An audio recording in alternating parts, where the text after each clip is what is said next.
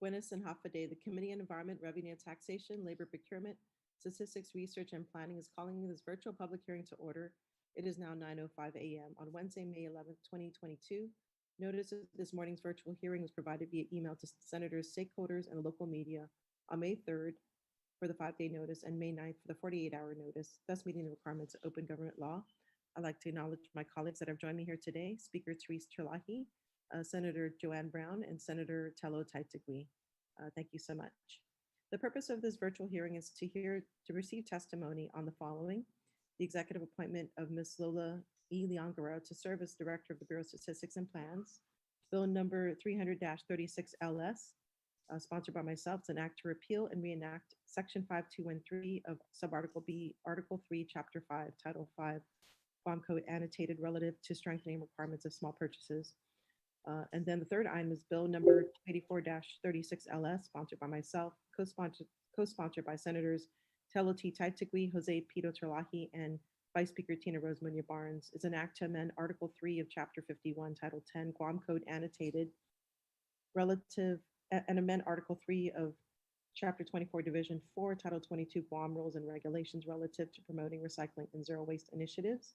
And finally, the fourth item is Bill number 297-36 LS, sponsored by Vice Speaker Tina Rose MuñaBarnes, co-sponsored by Senators Mary Camacho Torres, Amanda L. Shelton, and Jose Pedo Terlaje. It's an act to add a new Article 8 to Chapter 3 of Title 22, Guam Code annotated relative to eliminating discrimination and promoting women's health and economic security by ensuring reasonable workplace accommodations ensuring reasonable workplace accommodations for workers whose ability to perform the functions of the job are limited by pregnancy, childbirth, or related medical condition, and to cite this act as the Pregnant Workers Fairness Act. And so now to begin our agenda is to receive testimony on the executive appointment of Ms. Lola E. Guerrero to serve as the Director of Bureau of Statistics and Plans. I would like now to invite, sorry, I should probably go through some rules of conduct. I see that the host of this hearing will mute all participants until called upon by the chair. Virtual backgrounds are not allowed during the hearings, and participants' face must be visible at all times. When called to speak, please ensure that you are unmuted and that you're speaking into your microphone. And please state your name for record keeping purposes. Questions and testimony shall be confined to the substance or nature of the agenda. So now to begin our agenda, for the executive appointment of Ms. Lola E. Guerrero to serve as the Director of the Bureau of Statistics and Plans. According to 5 GCA, the role of the Director shall provide the technical assistance, support, and planning information to the Council and assist the Council in its efforts to integrate and coordinate all levels of development planning throughout the government of Guam. The Administrator of the Bureau shall be appointed by the Governor with the consent of the Legislature and shall be a person who, as a result of training, experience, and attainments, is exceptionally well qualified to analyze and interpret development trends and information of all kinds, to appraise and coordinate planning programs and supervise the execution of the responsibilities of the Council in accordance with the policy set forth in this chapter. The Director shall be responsible for administration of the chapter and shall supervise the staff of the Bureau, which in addition to his regular duties shall serve the Council. And this is a reference to 5 GCA Chapter 1, Article 2. And so I would like to now invite those that are here, have signed up here today to provide testimony on the executive appointment. And first we have signed up is Millie Arguiza, who is a planner 4. And so I'd like to invite her to speak. If you can unmute yourself.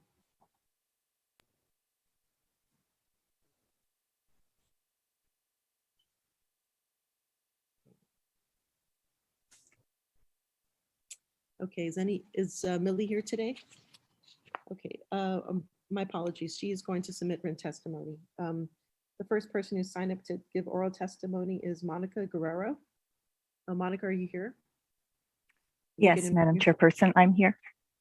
Okay, and you are visible, is that correct? I'm not sure. Okay, there you are. Okay, thank you. Okay, so Monica, please proceed with your testimony. Can everyone hear me? Yes, we can hear you. Yes. Good morning. My name is Monica Guerrero, and I am currently the Acting Chief Planner for the Bureau. I come before you to testify in support of the nomination of Ms. Lola E. Guerrero as the Director of the Bureau of Statistics and Plans. I have the pleasure and I have known Lola on a professional capacity for over 30 years working at the Bureau. I'm confident that under her directorship, she can lead to ensure to carry out the Bureau's mission for the overall benefit of our island and for the future of our children. From her humble beginnings, Lola had worked under the social economic program. She worked effectively to manage federal grants and programs in addressing just a number of issues such as marine conservation, coral reef initiatives, and in building our local law enforcement and criminal justice systems. Through the years and moving on as the supervisor of the social economic program and eventually as chief planner, Lola was in charge of the Bureau's Planning Information Program, the Social Economic Program, and the Guam Coastal Management Program, with oversight on multiple federal grants and addressing a wide range of initiatives and program priorities, excuse me, to ensure the effective use of our resources to include the protection of our environment, census planning, economic diversification and growth, promoting green growth measures and the like. I'm happy to say that Lola is an exceptional worker and colleague and continues to bring to the Bureau her experience, her strong background in federal policy rules and regulations, budget management, project planning and development. Respected by her peers, she listens to staff and draws upon their knowledge when making informed decisions and next steps. From her really vibrant personality and warm smile to her good morning, everyone, she really makes the staff feel that we matter, that our work matters, and that we are making a difference.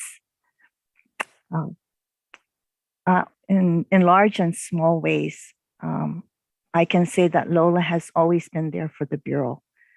From her tireless work behind the scenes, behind her desk, to her valued community engagement and local, regional, and federal partnerships, to her participation in field activities such as project assessments and surveys, Guam's coastal cleanup, island-wide beautification events.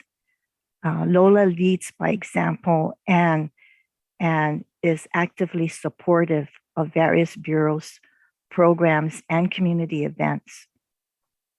While there is considerable work that needs to be done, and I believe in adapting to these growing and changing times, Lola continues to demonstrate her dedication and commitment as a public servant in meeting these challenges and, of course, the opportunities ahead. I can say that every organization really needs a strong leader. And I am confident, and the Bureau is fortunate to have Lola be at that driver's seat. Mrs. Leon Guerrero is experienced, she is intelligent, she's respected, and well qualified for the position as Director of the Bureau of Statistics and Plans.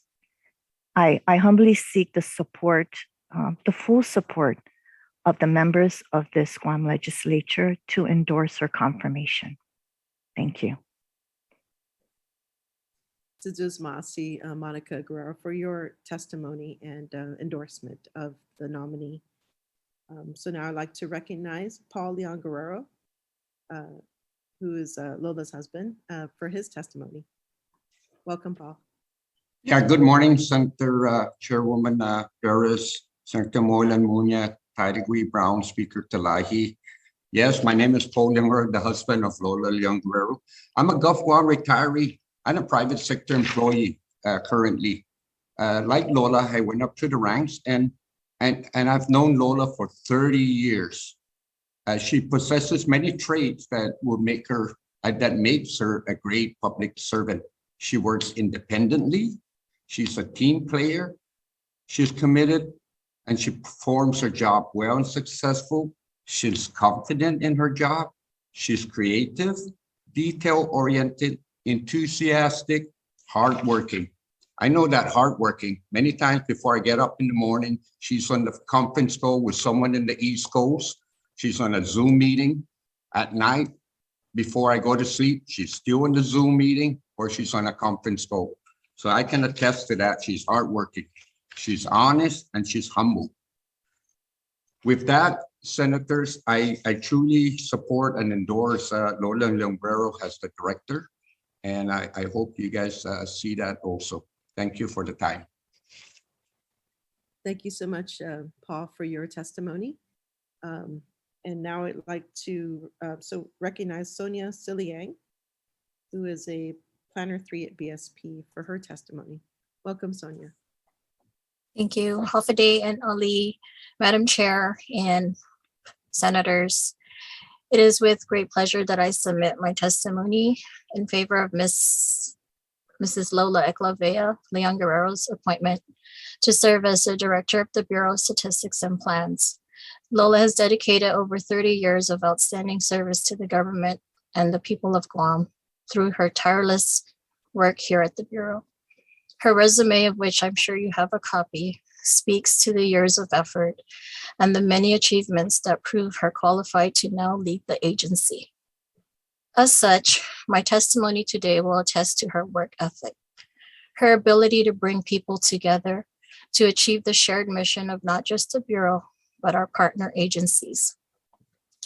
Anyone who has worked in the government of Guam's community of law enforcement, environmental services, or any of the coral reef initiatives would have seen firsthand Lola's dedication to this island, this Bureau, with its mission.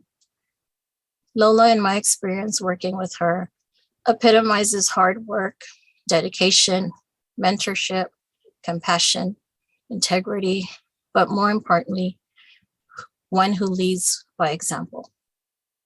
Lola is successful in all that she does because she has a positive mindset and a can-do attitude.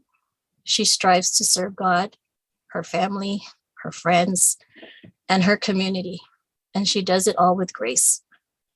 If every government agency had a Lola as their leader, the government of Guam would be so much more efficient. She is a bright spot within the Bureau of Statistics and Plans, and I cannot envision a more well-suited and capable candidate for this position. Thank you for your time and this opportunity to submit my testimony in support of Lola, a mentor and colleague who has my utmost respect and who I recommend without any reservation.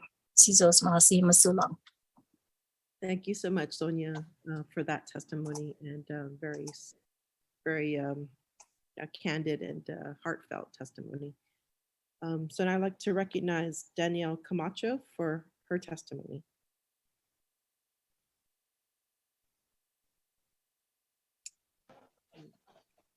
Hi, good morning, everyone. My mom has been working with BSP for a very long time, and she is a great employee there, a great boss there. And I see her working at home all hours of the day, even during COVID. She's very family oriented. She spends her weekends with work items when they're needed, with the postal cleanup. I remember going to do that when I was younger as well. And I think she's very deserving of the position of director. And I hope that she does a great job at it. Thank you. Zuzmasi, Danielle, for your testimony. We are going to receive, I believe, written testimony from Edwin Rages, who also works at BSP, I believe under the Federal Consistency Program, as well as Millie Arguiza, as stated earlier. I also like to recognize Vice Speaker Tina Rose MuñaBarnes. She joined us earlier, I just forgot to mention, and also Senator James Moylan. Thank you for being here. So now I'd like to invite, now that I think we've exhausted the list for those that have come to testify, or actually, Matt, are you here to testify, provide testimony? Okay, great. My apologies. yeah, so I'd like to now recognize the Deputy Director of BSP for his testimony. Yeah, I share basically most of the sentiments that have been testified before. I think that what wasn't articulated was, I guess, the extent of her humility and her hard work. And, you know, one of the things recently was she's willing to do data entry for us to catch up on her reports. So from the bottom up, she really understands the work, but she's also willing to do it. So, and, you know, that's a trait that you're not going to find in many people. And, you know, when I first came in, she was, everything's all about what's best for Guam. We're one government, you know, whether it's party lines or personality, she doesn't let anything get in the way of the work. And that's, it's truly inspiring for me. And it definitely resonates with the rest of our staff here, who try to, you know, follow that because of their admiration for Lola. So, you know, in a nutshell, you know, I've worked with her for 3 years, but, you know, based off my experience with her, I can tell you that there wasn't a day at work, you know, that was wasted in her 31. She always, she never assumes she knows everything. And she always thinks that she has more to learn and that things can be better done. And, you know, that work ethic, you know, in combination with her competence and her experience, makes her the perfect candidate to me. And I share what, you know, Simon was saying, that there's nobody better suited for the job. So it's my testimony. All right. Thank you so much, Matthew, for your testimony. Yeah, so Lola, I mean, you were about to retire, so I was kind of surprised that, you know, that you came back to serve BSP. So we're really grateful for that. And, you know, hearing all this testimony and support, and also hearing all the testimonies that were provided at your retirement event was also very, I think it speaks a lot of volumes to your, you know, hard work ethic, and your dedication. You know, I too can attest that you're willing to go the extra mile to get it done. And, you know, like I believe Monica said, or Sonia said earlier, that, you know, it really you set the example, you know, the exemplary example for your staff. And I think that is so important as a leader, right? To not only talk the talk, but walk the walk, you know, be able to accomplish things by example. So, you know, you have my support, and, you know, we thank you for your continued dedication to serve Guam. You are basically institutional knowledge. And I think a lot of people may not be aware of BSP's role in government and how important they are, and the work that BSP does to continue that support for the government. You know, like your colleagues were saying, is, you know, with the justice system, with the environmental protections, you know, a lot of that is coming out of this office. And a lot of that came from a lot of your work. Of course, you didn't advertise that, but I think that, you know, needs to be recognized. And so we're very grateful that you are, you know, continuing this work through as a role as a director.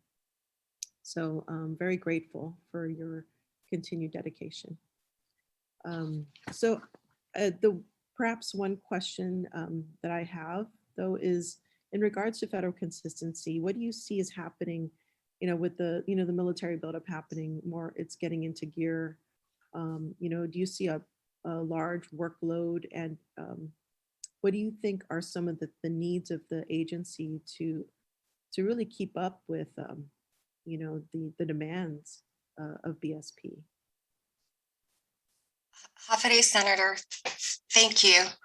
With regards to your question on the needs for at least the increase in the military buildup, we're also going to see an increase in the federal consistency review.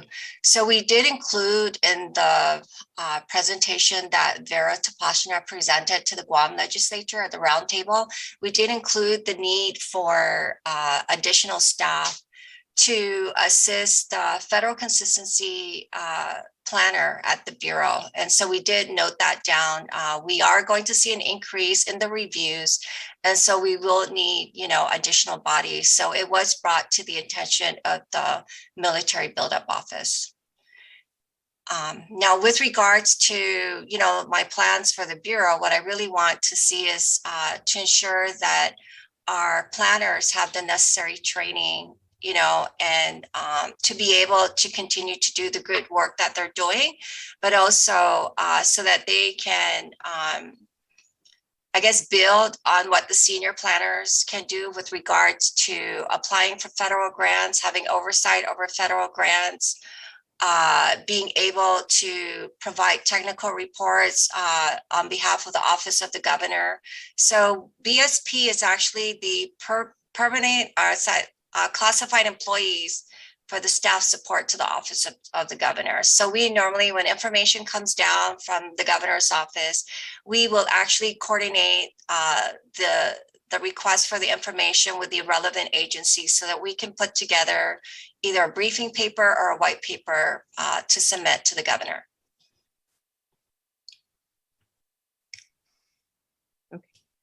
Okay, yeah, it sounds like you already know you're going to hit the ground running, obviously, or you never left.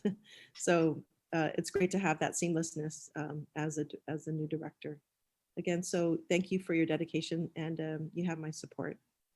So I'd like to now open the floor to my colleagues for any questions. I'm just looking on the screen. Vice Speaker Tina Rose MuñaBarnes.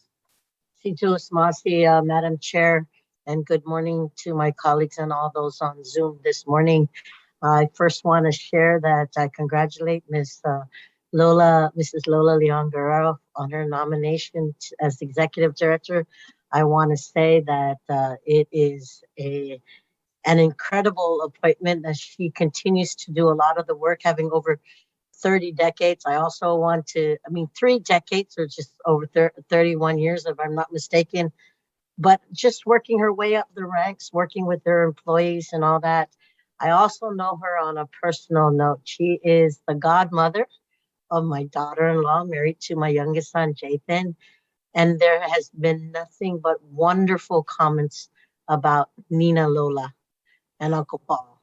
And the humility, the respectfulness, the collaboration, the closeness that she has. She presents all the qualities of a very good boss. I want to say for the record that I will support her nomination, and I hope that we can get it on the session agenda expeditiously so that we can vote on her nomination. You got my support, and thank you, Ms. Lola, for continuing to serve our government, having served 3 decades in the government of Guam, but continuing to provide for the service to the people of Guam, and more importantly, for keeping close with your employees, because they truly believe that you are meant for this job, and I really appreciate all their comments. So God bless you on your new journey, even after being retired, to still want to make a difference. So Sana Masi, and thank you, Uncle Paul, for being here also for Auntie Lola. God bless. Thank you. Thank you. So just Masi, Vice Speaker, I'd like to recognize Joanne Brown for any questions or comments. Thank you very much, Madam Chair, and certainly very supportive of the confirmation of Lola Leon Guerrero to head the Bureau of Planning. She's probably the most qualified appointee to serve in this capacity, certainly looking at her background. I mean, it pretty much shows that her life has been at BSP, and so there's no doubt she's knowledgeable about the operations and has invested much of her time and her heart into the work that she's doing. And certainly congratulations to Paul as well, who I've known for a very long time. It's quite something special to have your loved one be appointed and then have your other loved one be there to testify in support, and certainly for him to be in support of his wife this morning, and his daughter and their daughter also to be here to provide favorable testimony for their wife and their mother. It's really a very good sign in terms of support and love from your family. So congratulations to you, Lola. I don't have any questions. As I mentioned, only thing is I wish you, I don't know, did you want to take a shorter or longer retirement break? I took a couple of years. I don't feel I had enough, but I would maybe just a brief question of wanting to ask you, how is it in your very short time turnaround of coming back now to bureau planning as a director? What is your vision? Because certainly for many years you've worked with many directors there, and now you have the opportunity to be at the helm. What would you like to add or improve to the operations of the Bureau that you may think may need to have been strengthened over the years and you having worked there for as long as you have? So my vision for the Bureau is really to build the staff capacity, because we just started getting, new planners into the Bureau in the past 5 years. So, we have a lot of institutional knowledge, but sometimes it's very difficult to put things on paper. And really is, I want, to really encourage the staff, which I always do. And I always tell them, we can't do things on our own. We really need to collaborate with partners for the work that we do here at the Bureau. So one of the big things that we have been doing is, providing technical support to the agencies, such as applying for federal grants so that those agencies can build their capacity. As far as, we've done things where we put together applications for GVB, for their infrastructure, and we submitted these through, grants.gov, but with the lead entity being Department of Public Works, because they oversee all construction projects. We've also done stuff where we've actually applied for funding under Department of Interior for Department of Land Management to replace their, to upgrade their network infrastructure, to replace their old computers, and to also to increase their capacity to, for server capacity.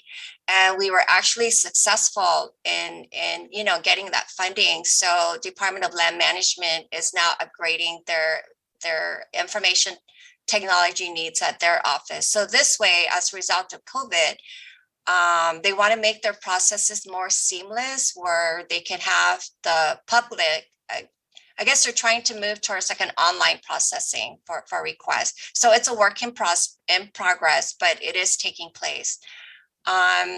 So for me, it's really just trying to ensure that the junior planners have the necessary training and mentorship with the senior staff, because eventually we're all going to retire. I mean, literally, retire, and we really need them at the forefront to kind of take the Bureau's mission forward.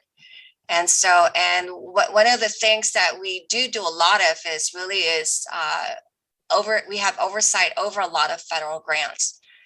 The Coral Reef Conservation Grant Program, the Coral Reef Initiative. So really it's getting the resources for Guam that goes out to the agencies so that they can implement the necessary work to improve our environment and protect our natural resources. And the same thing with law enforcement, getting the resources out, because there's limited resources for law enforcement.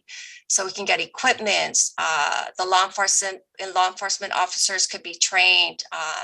One of the big things that the Bureau has done over time with one of our US DOJ grants is setting up the infrastructure for the criminal justice records improvement, is basically to get the infrastructure in the law enforcement entities that will allow for judges to make quick sentencing decisions, to have information at their hands for those, offenders with the records.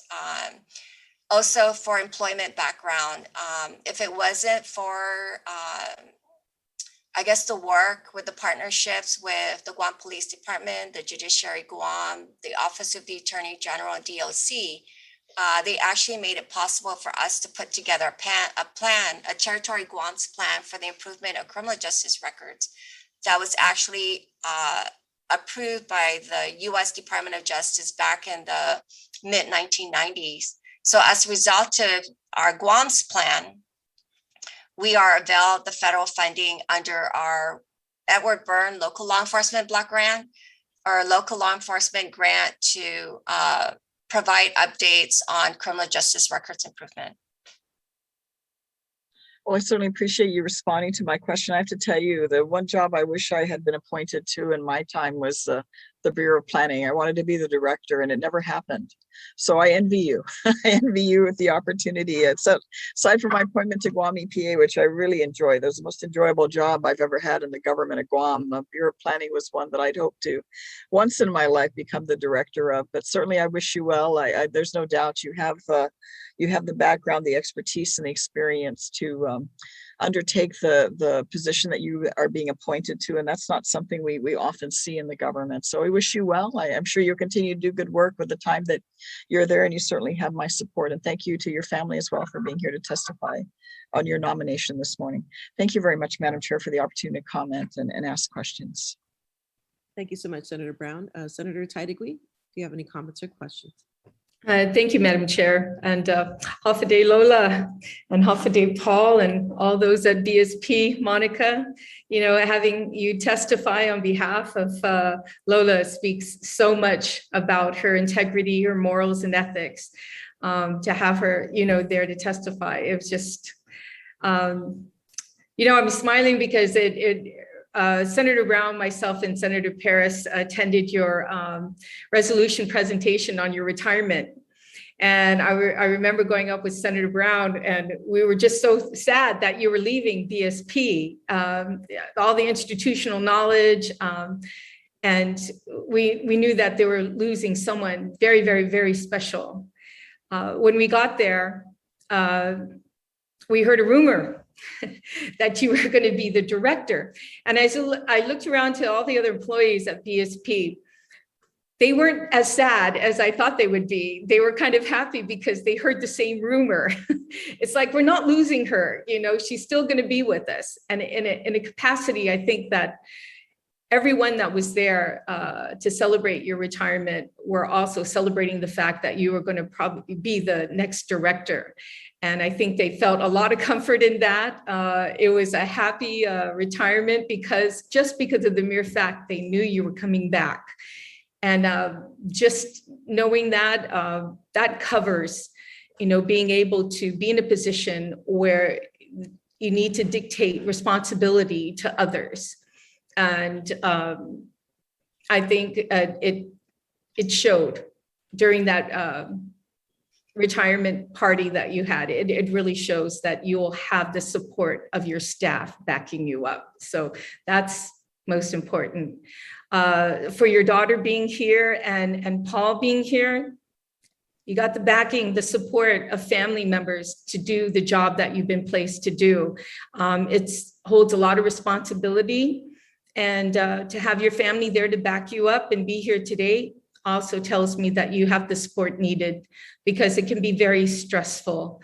And having your family there to lift you up when you need it, I'm glad to see that they're here today.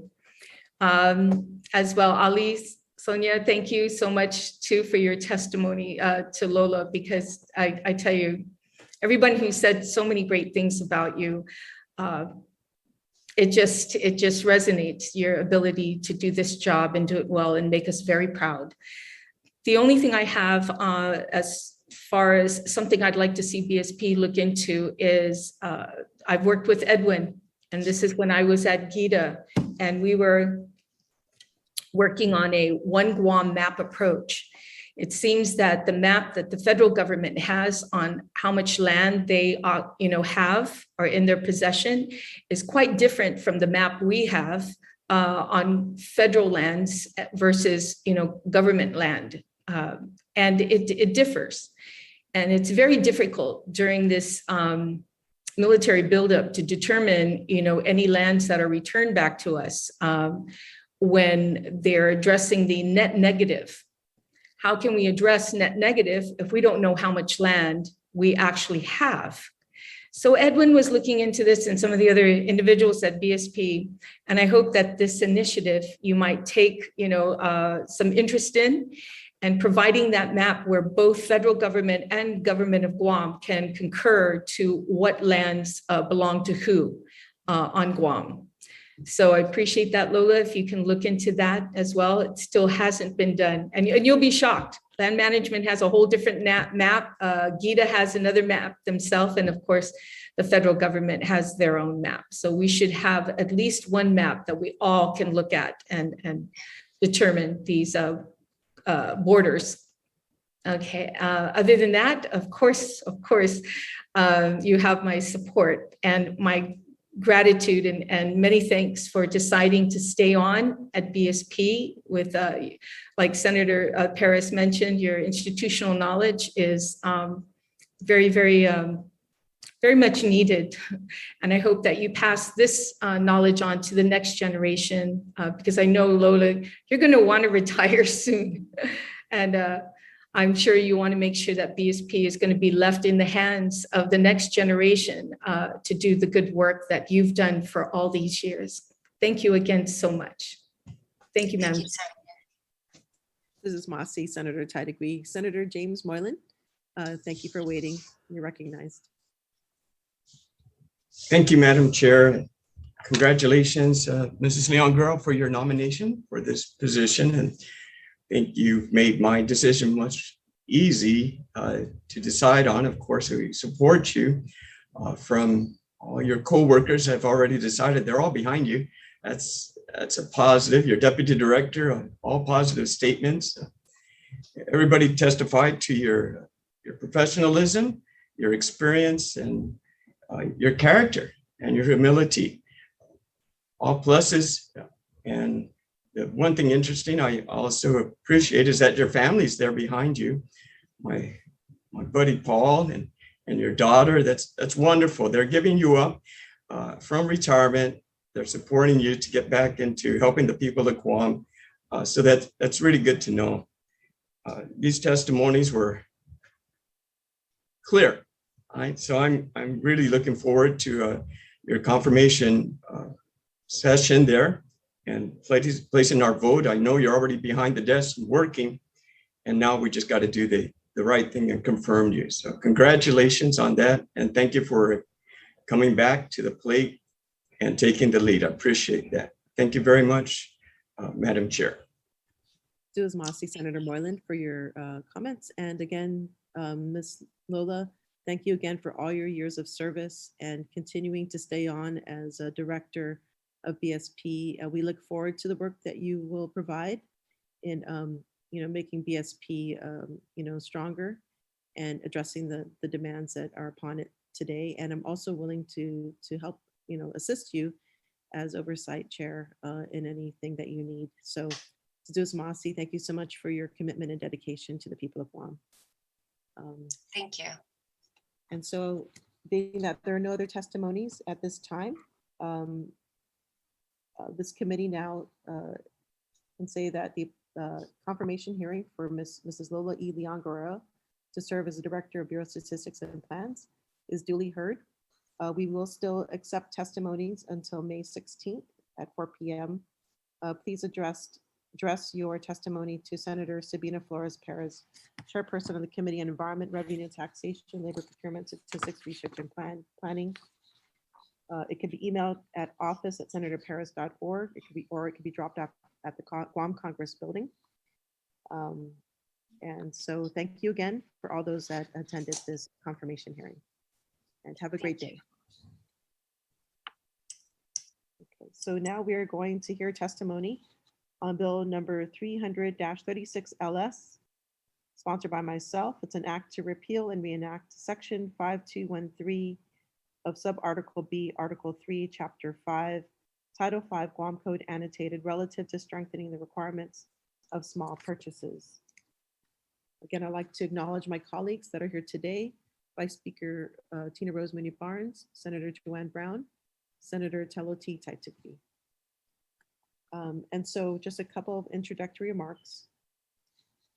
Upon veto of Bill 236-36, Bill 300-36 was created in response to the concerns. The concern regarding 236-36 was that should 3 positive quotes not be obtained, the language of quote, unquote, maximum extent practicable was unclear if it would prohibit the use of small purchases should an agency not receive 3 positive quotes. In the previous legislature, this same language was added to the emergency procurement to address that very concern. Bill 300-36 was created in close collaboration with GSA to ensure that those concerns were addressed. The intent of Bill 300-36 remains the same as the previous Bill 236-36, which is to increase accountability and transparency in procurement of small purchases by the government of Guam. Small purchase procurement method allows for practicality for agencies to move quickly on supplies, services, and construction, meeting the required monetary threshold. Current statute sets small purchase thresholds at $25,000 for supplies and services and $100,000 for construction. It requires that procurement shall not be artificially divided in order to not exceed these thresholds, and that the Chief Procurement Officer, Director of the Department of Public Works, and the head of a purchasing agency send monthly reports to the legislature regarding small purchases exceeding $15,000 for supplies and services, and those exceeding $50,000 for construction. Current regulations do not require the level of transparency for other methods of procurement. No requirements for advertisement that can signal to prospective qualified contractors who can submit quotes, thus increasing the competitive pool and fostering effective competition and best value for the government. In 2004, OPA reported several findings regarding small purchases during a 21-month period from October 1st, 2001 to June 30th, 2003. Small purchases accounted for 95% out of the 10,000 purchase orders valued at $25 million. Evidence indicated at the time that multiple purchases were possibly artificially divided to pose as small purchases in attempt to circumvent procurement regulations by not obtaining 3 telephonic or written quotations for purchases of $500 or less, or obtaining competitive sealed bids for purchases above $15,000. In effect, over time, such practices resulted in large purchases that should have required competitive sealed bidding. Evidence was also found at the time of possible preferential selection of vendors, with the top 20 vendors receiving $4.9 million in FY 2002 alone. In 2020, the Office of Public Accountability's press release highlighted that only 3 of government agencies submitted monthly reports regarding small purchases to the legislature, as required by law. Since the 2003 audit, the current influx of federal pandemic relief money warrants greater transparency and attention on practices of small purchases with the intention of fostering competition through positive quotations, ensuring that small purchases are not artificially divided to meet the threshold limits, and in those cases require the use of competitive bidding for those that exceed the threshold in order to ultimately obtain the best value. Bill 300-36 aims to reform current statute by increasing transparency and accountability by the following: requiring 3 positive quotes from qualified sources to the maximum extent practicable, and should the purchasing agency shall not the purchasing agency shall include in the procurement record of a small purchase solicitation by request for quotations, regardless of whether it was concluded, an attestation containing the following: a record of those particular businesses that were contacted, those who contacted or not submitted a no quote or did not respond to the solicitation, as well as those that submitted positive quotes. Second, a statement documenting the solicitation efforts to obtain quotations from qualified sources other than those which responded. And thirdly, GSA's list of qualified vendors for the item or services being procured. So I would like to, we did receive a fiscal note waiver for Bill 300-36 from BBMR. We did receive one written testimony from Attorney John Brown, who's currently here for also oral testimony. So now I'd like to offer this opportunity for those that come here to provide testimony. Director Byrne, thank you for your patience and for being here today. You're recognized. Thank you, Senator, and thank you for allowing me the opportunity to address this bill. Procurement is difficult. In reminding this committee that I spent most of my career in the private sector, I can say that it's as difficult in the private sector as it is in the public sector.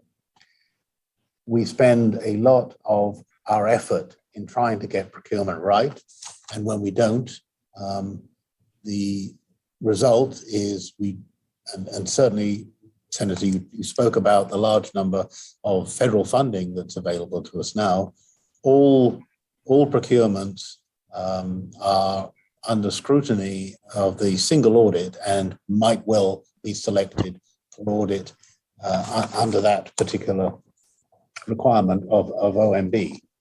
We had last year for 2021, which the single audit was published last May, there were 2/3 of the comments were about procurement.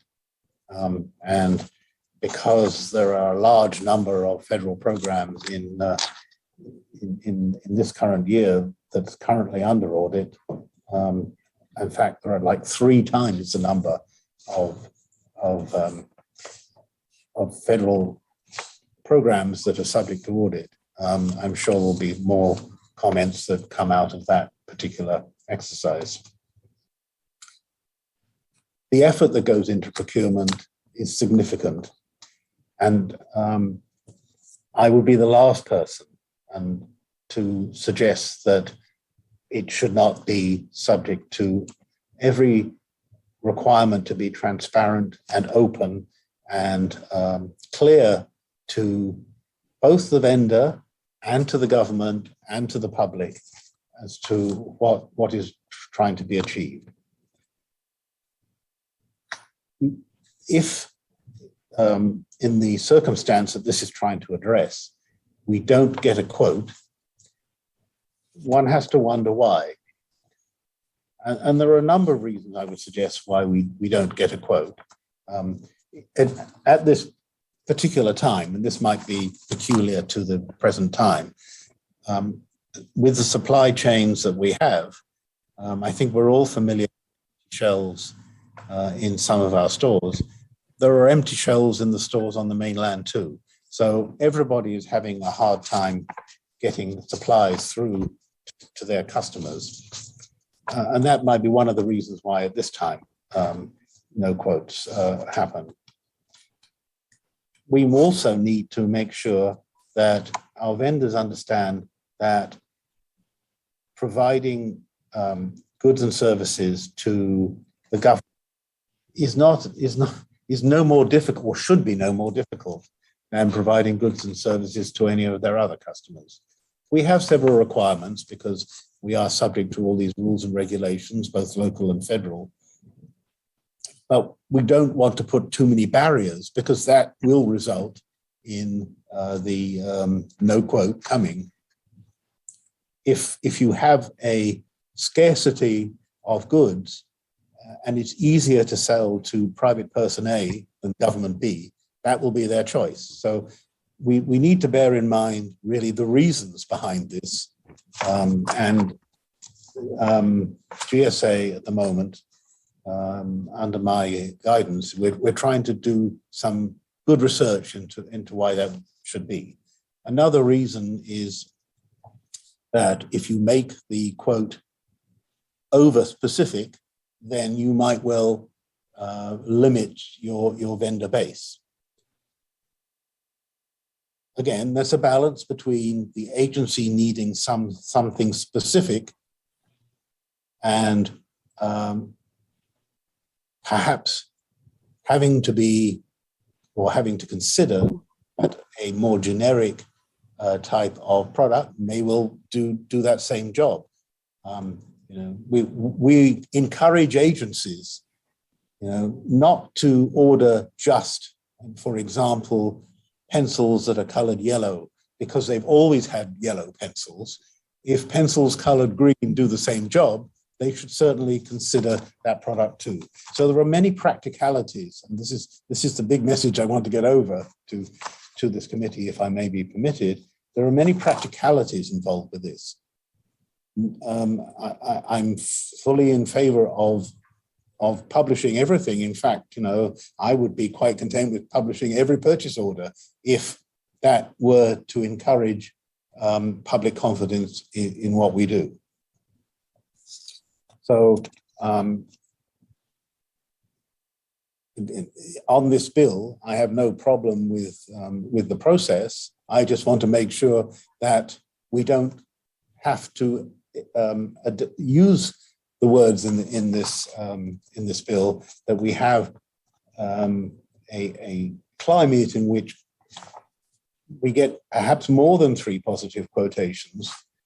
That would encourage competition, and of course, we would generally assume that competition would drive down prices, and that's in the favor of the public purse.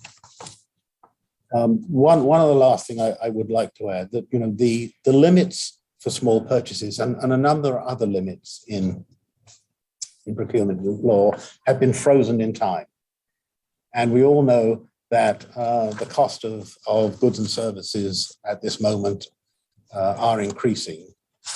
It's certainly our hope that we will get inflation under control. But with this protection in mind, I would certainly recommend that we increase the limit for small purchases to 50,000 for supplies and services, and maybe 150 for construction. And actually, that would actually deal with all but the biggest construction, relying upon the safeguards which are contained in this proposed legislation. I think those are the 2 main points that I hope to convey to this committee, and I look forward to receiving any questions the committee have upon my remarks. Thank you so much, Director Byrne. Can you stay on for a little bit, or do you have to leave at a certain time? I just wanted to allow. I'll stay because this is important. Okay, I just wanted to allow Attorney Brown for his testimony. So welcome, Attorney Brown. You're recognized, and thank you again for being here, taking the time. Thank you, Madam Chairperson, and the committee members and others. Dr. Byrne, for his input is always enlightening to me. I have the written testimony, so I will try to skip through it. But I do support this bill and commend the committee for bringing it forward. As will be seen, small purchases have received little attention for the purposes, policies, and principles mandated by the procurement law. One of the biggest reasons is because of that phrase, if it's practical. That there are no guardrails built around that, and it's left up to agencies who find it more practical to do it one way than the other without consideration of the principles that we're supposed to be stuck with. This provision, this law that we have now is basically unchanged, except for a couple of years ago, they did change the thresholds. It's basically unchanged since the original writing of the law, which was taken from the American Bar Association Model Procurement Code. They're almost identical word for word. And the MPC, Model Procurement Code, has commentary like some of our statutes do as well. And the official commentary for this particular section says streamlined procedures to be set forth in regulations will make small purchases administrative simpler to complete and yet ensure competition. Care must be taken to ensure that purchase requirements are not fragmented in order to fall within the authority contained in this small purchase provision, and thereby circumventing the prophylactic provisions of the IFB process. So that care is not being taken. We don't pretend to have the kind of competitive requirements in this process as the IFB. So you have to take some care in what we're doing here. I agree with Dr. Byrne that you can overregulate the stuff till you don't get anything. That's certainly not in any of this language that's being promoted here. There's nothing new in it, I should say. And where that is exposed is in the fact that there are two different methods to acquire things under the small business provisions that we've used. One is this small purchase one that we all know about, getting quotes, RFQs. The other is a blanket purchase agreement. And it has wonderfully constructed provisions, making sure that the principles, the primary ones, competition, transparency, and accountability, are satisfied in that small purchase provision. So why can't we use that as a guideline for regulations, if not law, for the small purchase provisions? The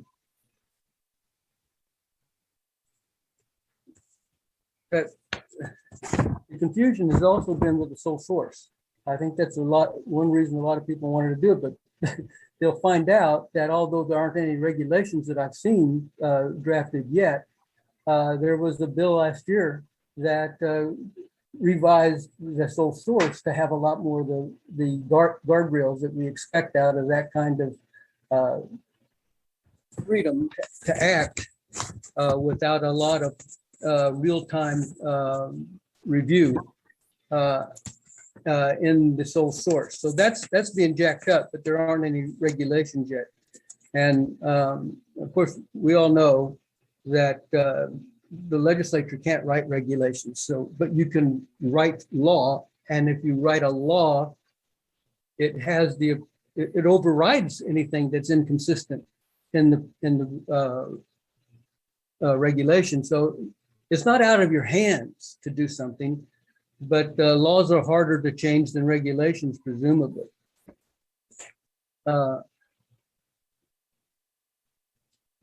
The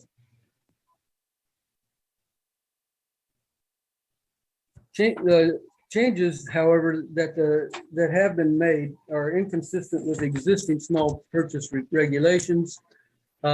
And until those regulations are completed, we're stuck with the regulations, or until we provide the law. But Dr. Byrne's mindfulness in that regard about putting too many things in the law strikes me as salient. If and when the sole source regulations required are duly promulgated, there will be more prophylactic provisions provided by that, because technically, although it's not part of the body of the regulation for small purchases, it is a fallback specifically pointed to by the regulations. If you end up, after not being able to get 3 quotes, you can only get 1 quote, and then you can go through the sole source method. That's what the small purchase provision says. That's not the fright that it used to be, though, because that method has got a lot of guardrails put around it recently.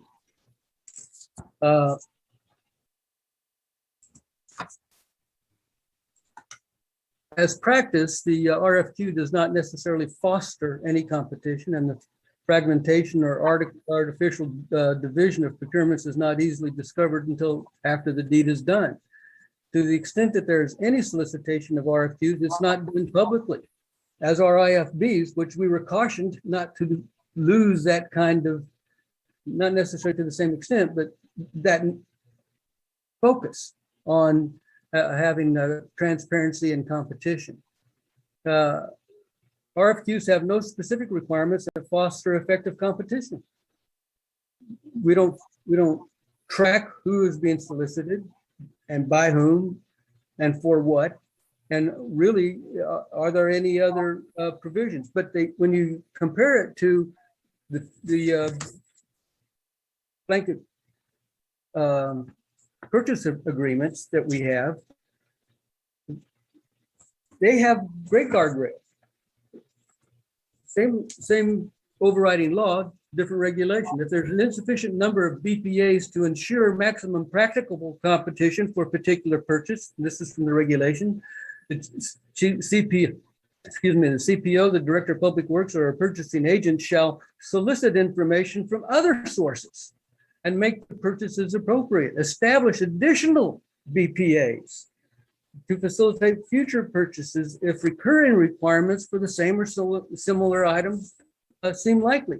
I have a suspicion, Dr. Byrne could speak to it better than I, but I have a suspicion that most of small purchases are recurring items. And you should be able to have some sense of where those sources are by this time, just by going out and getting the same thing again. Qualified sources need to be willing to accept BPAs, and sometimes that's a problem. But it's the same way with getting quotes. But if you have to go out and get them, there is a procedure required for BPAs in section 3112.14, which, by the way, small purchases are under 3111 of the GAR. That's what they say. 3112 is a subsection of sole source. So the regulations don't really know where they're supposed to fit. The Chief Procurement Officer, the agencies shall review a sufficient random sample of BPA files at least annually to ensure that authorized procedures are being followed. Boy, that would be handy to have in with the small purchase ones. You should sample, test, and make sure that we're following what we want you to do. And it's also to ensure that the agencies maintain awareness of changes in market conditions and sources of supply and any other pertinent factors that may warrant making new arrangements with new people. We don't keep up with that. And in establishing BPAs should be made with firms from which numerous individual purchases will likely be made in a given particular period. You got to know, what the market is if you are playing again. If you're in private sector business, and Dr. Byrne also spoke to that, it's difficult, but you know your market because you're out at meeting with them all the time, and they're calling you. Well, of course they can't. They think they can't do that, or if they're going to try to hide what they're doing, they certainly wouldn't want to call you and raise the question of come do business with me. And finally, one of the ones that in the BPA, one of the guardrails is, I think, very important. All competitive sources should be given an equal opportunity to furnish supplies and services.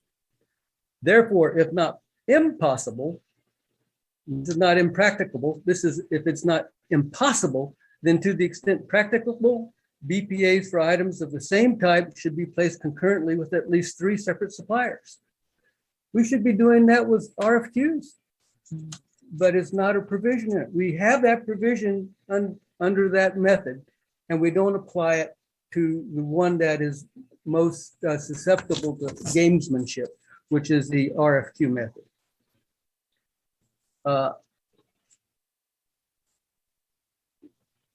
We could also get into some of the discussions about what is practical by having a provision like we had in the sole source that says policy office shall write regulations within 90 days of the passage of the bill. In that, you can say in writing these regulations, you'll bear in mind the safeguards that are given in the small purchase provisions of the BPAs and apply those to RFQs and see how they come up with that. And if they still don't get it right, then the legislature can write it into the law. That overrides the regulations.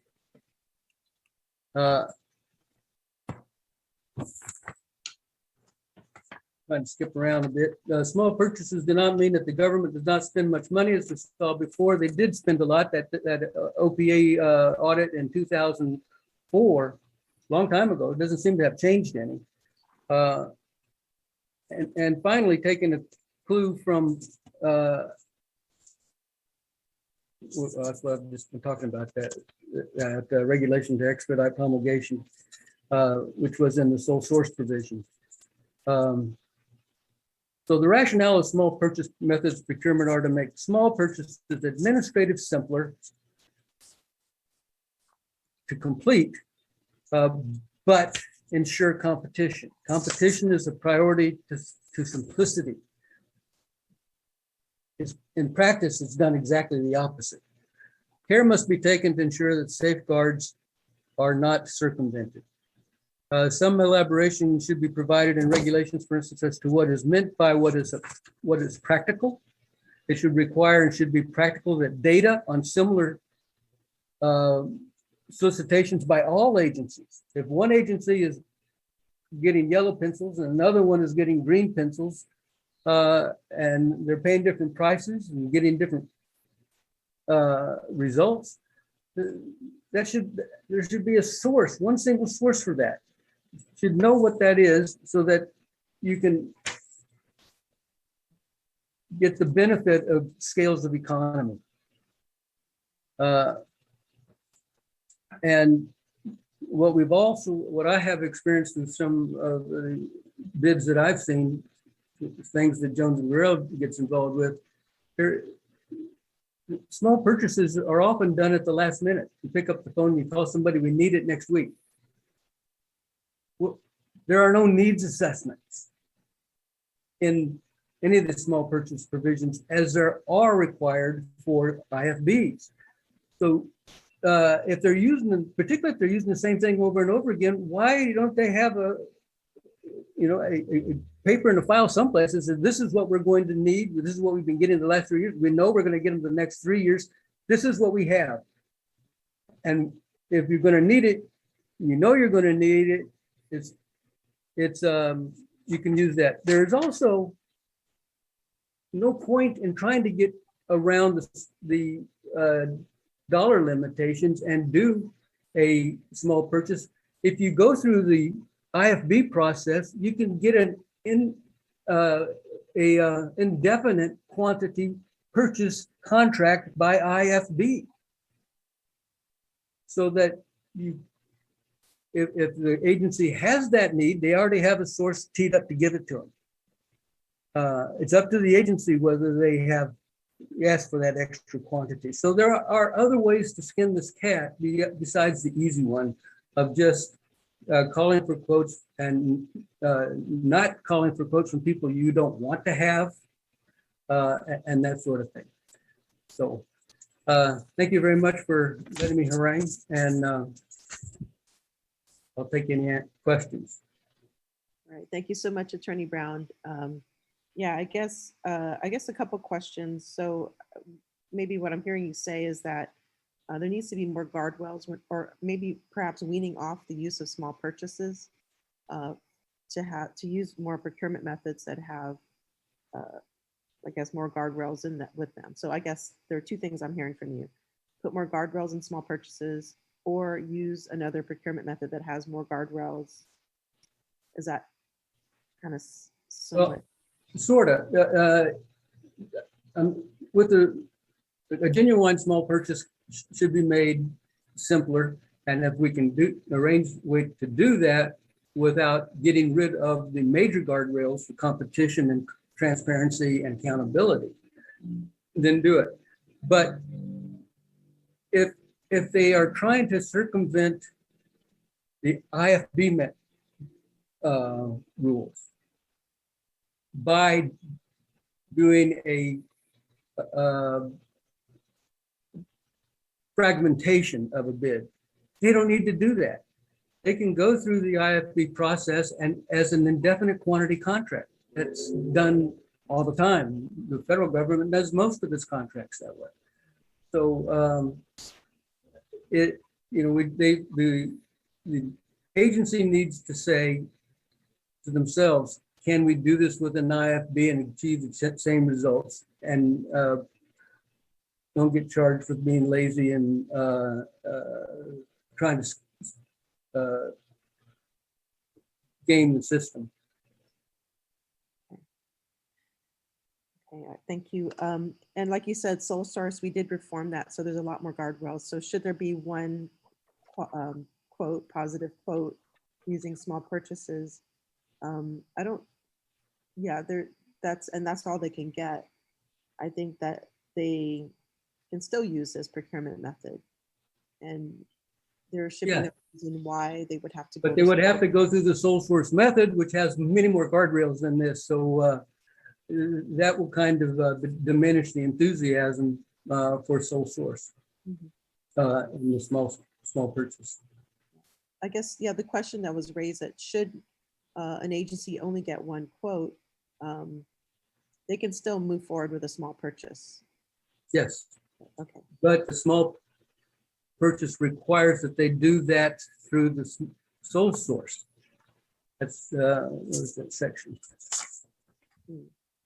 That's in the regulations. It's in the regulations, authority to make. This is a 3111 B4.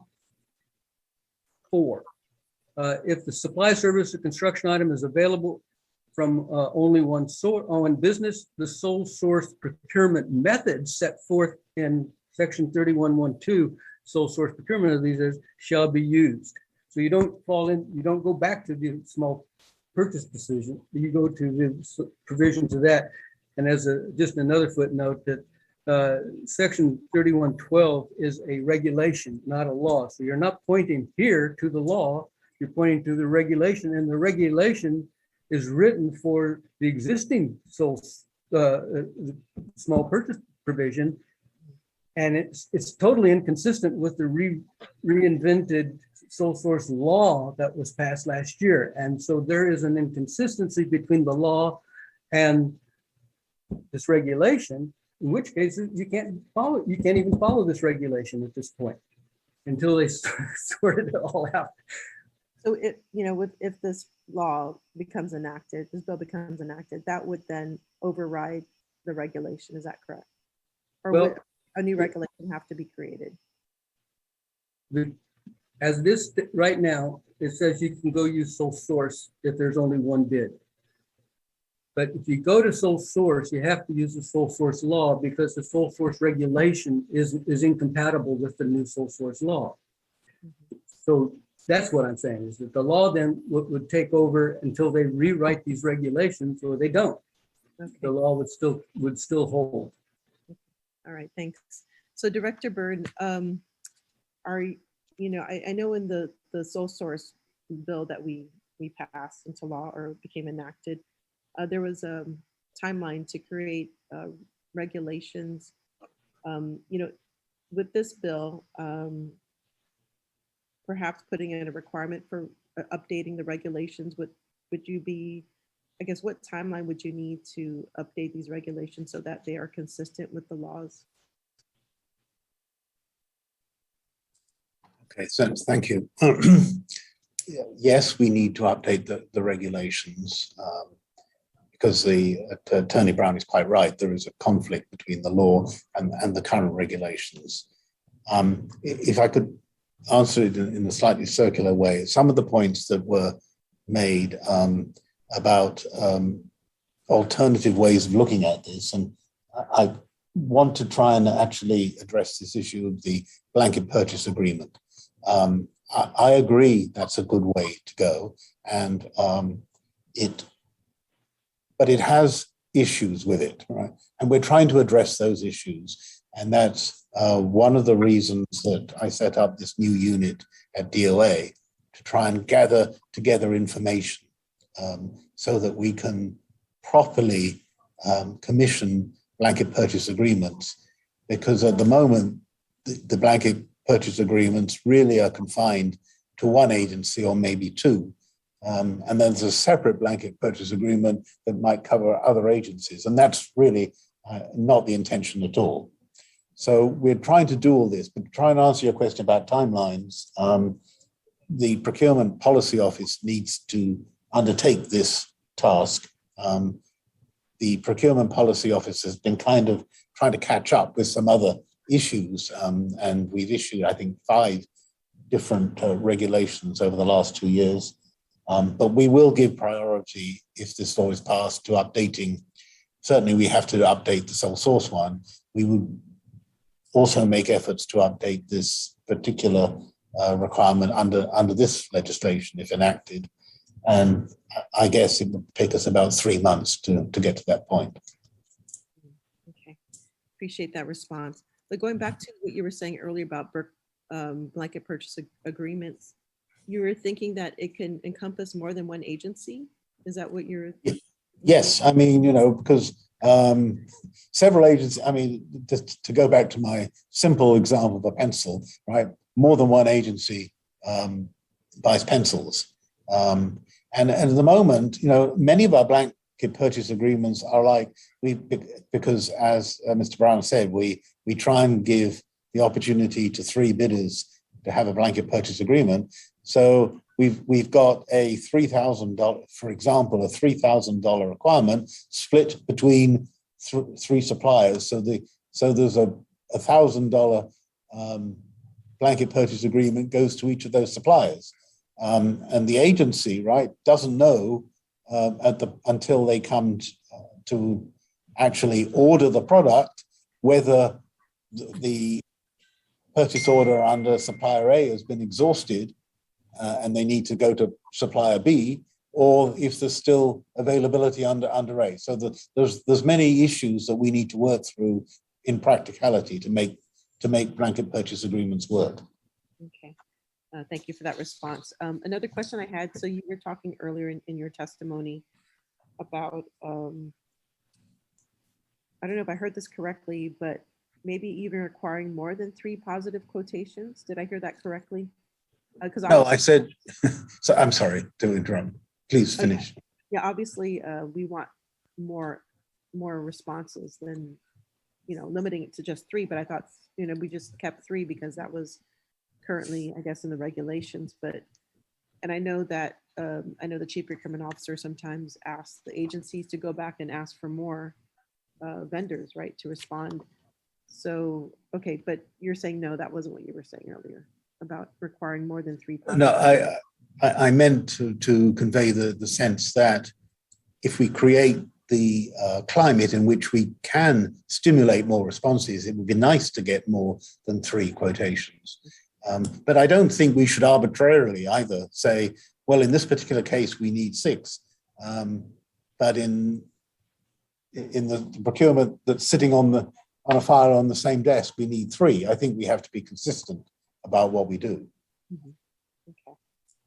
In regards to increasing the threshold, I know this has been, the subject has been brought up before.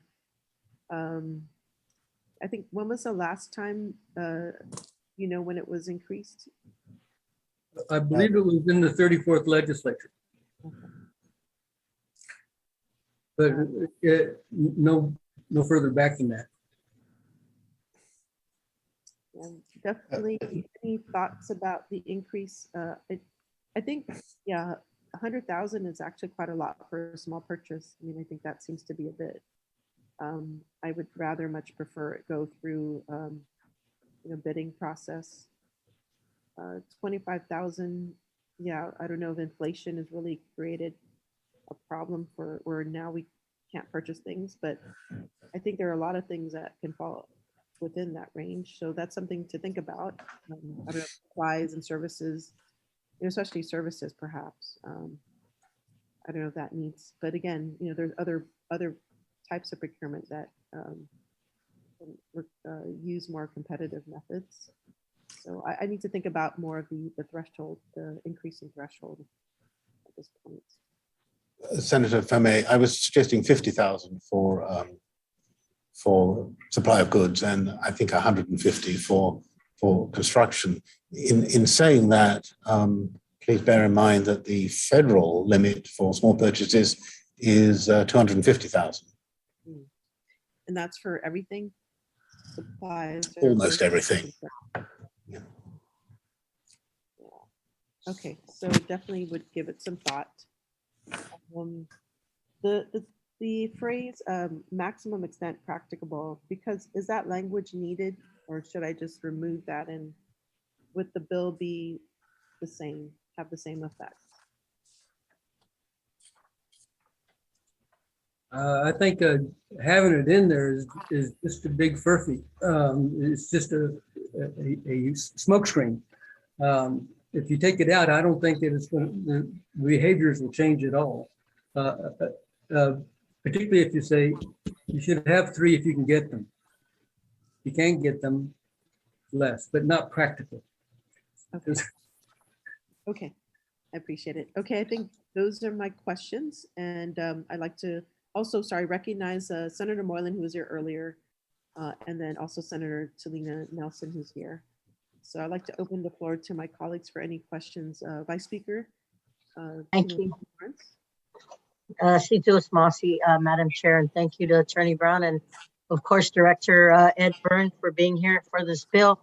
I just want to personally say that when we look at Bill 300-36, you know, the intent for this is to safeguard the competitive process by requiring a purchasing agency of the government to provide that they solicit written quotations from businesses for small purchases. And if we look at the who, what, where, when, and why, I mean, the what is require proof that a purchasing agency tried to solicit competitively on purchases before proceeding to the small purchase procedures. One, the next one is purchasing agencies must attempt to get at least 3 positive RFQs, small purchase solicitation responses, and then it goes on to say that a no quote is not considered a positive quotation and is part of the procurement record. And if 3 quotes cannot be ascertained, then the purchasing agency can continue small purchase procedures through that sole source purchasing that you guys spoke about. But for me, the why, of course, is to put on public record attempts of a purchasing agency to solicit purchases competitively. And as I appreciate the comments of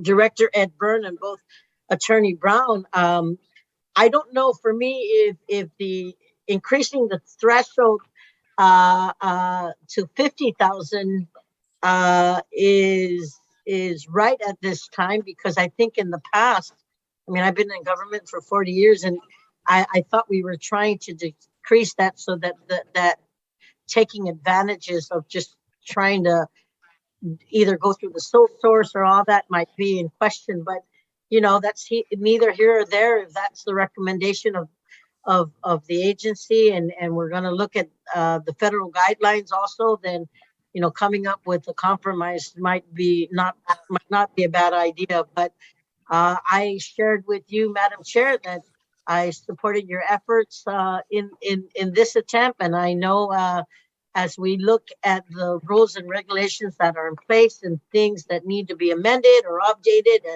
or repealed that may not be useful now, I think this is, at least for this effort, is to show that we are making attempts and we are trying to put those guardrails up. So I told you that I will support you on these efforts, and then look at the recommendations as shared or the concerns that have been shared, and maybe we can look at it together. So I'm hoping that if we get this bill out again through this version, addressing GSA's concerns, that it at least we're having this protocol in place to make sure that we put on public record the attempts of a purchasing agency to solicit purchases competitively, and making sure that we give that opportunity out there. So thank you, Madam Chair. That's just my 2 cents on this, and I appreciate you giving me the time. Right, Sudos Masi, Vice Speaker, for your comments and support. I appreciate that. And I make an observation to that, and that is that, first of all, the federal government $250,000 is a blip in their budget. $25,000 is not a blip in our budget. It's a significant matter. You know, people go crazy for $25,000. I would. And the other thing is that the process of small purchases doesn't require any publishing of anything, and publishing things gets expensive. And so if you start raising it up to 50,000, well, you're spending an awful lot of money. If you're going to be spending that kind of money, you can put an ad in the paper, you know, and have a IFB. And as I said, the IFB has the beauty of being able to have different quantities under an indefinite quantity bid. Okay, sorry. Senator, may I address this practicality language because I wanted to pick up those words. You know, from an administrative point of view, I obviously want everything to be practical. There are circumstances which make certain actions impractical. So, you know, I guess it would be our preference to retain that language simply for flexibility. But I understand that it also, viewed from the other side, may be considered something of a whole. But that would be certainly my recommendation. Okay, I appreciate it. Thank you, Director Byrne and Attorney Brown. So now I'd like to open the floor to Senator Joanne Brown for any questions. Thank you very much, Madam Chair. I know we had previously discussed the issue with regards to procurement and you know, the challenge and yes, the process of procurement in the government, unfortunately, it's cumbersome. You know, it's how do we strike the balance between our ability to procure the services and products that we need and at the same time still operate? Because when you have an operation that needs supplies and equipment and things of that nature to execute the mandate of an agency, it's very difficult when you're having to wait you know, for the things you need. I remember when I was at DPW and we had to procure tires for the school buses. And for whatever reason, the decision was, oh, well, we're going to tie all the procurement of all the tires in the government of Guam to one purchase, one vendor. And so we're sitting waiting to get, you know, tires for school buses because there's not that one contract that has gone out to determine who's going to be the vendor that's going to surprise tires. And so because that doesn't happen, a key operation in DPW is left behind or having to wait or having to drive other buses, you know, and wear down more tires and not be ahead in getting what was needed at the time it was needed. Because we want to do these bulk purchase orders thinking somehow that's giving us a better price. But yet in terms of the efficiency to execute the mission of an agency, it can be brought to a standstill. So, you know, it's very cumbersome in doing it. At the same time, we have the other problem in government, and that's sometimes the misuse of procurement. Sometimes is it because some people are just not wanting to put the extra effort in, or laziness in some cases of, you know, just wanting to get it from, or relationships. Let's not kid ourselves. From a certain vendor, and that's the vendor that's going to be supplying a certain supply, and that's who they want to go to. So I wanted to ask, because we're looking at right now this $25,000 for supplies or services, or $100,000 for construction. How do we facilitate that? Because I remember, Director Byrne, you had mentioned when we were at the legislature in session previously that the smaller purchases now have been authorized to the GovGuam agencies. Could you elaborate on that, on what up to the amounts that a department or agency now can do procurement without having to go through GSA? And does that apply to all line agencies and autonomous agencies in the government, just to give us a clear idea of where we're at with regards to that now? Yes, thank you, Senator, for that question. The current regulation is that purchases of 15,000 or under do not require the GSA input. It's not to say they don't go through GSA, because the process is as follows. The agency will go through the normal process that they would go through. They would obtain the 3 quotations, if that is the process that applies in that case. And then they would create a purchase order. But so far as GSA is concerned, that purchase order isn't issued until it's reviewed by GSA with all the supporting documentation that should be in the system to support that. So it's not entirely freed from the existing GSA process, and it is reviewed by GSA. That in itself sometimes creates a holdup. And I actually look every day at the number of POs that are in the system but not yet issued. It has been a high number, and we're working on whittling that down as quickly as we can, because the agency thinks everything's taken care of, but then there's a time period where nobody knows exactly where everything is. Well, don't you think that's a challenge?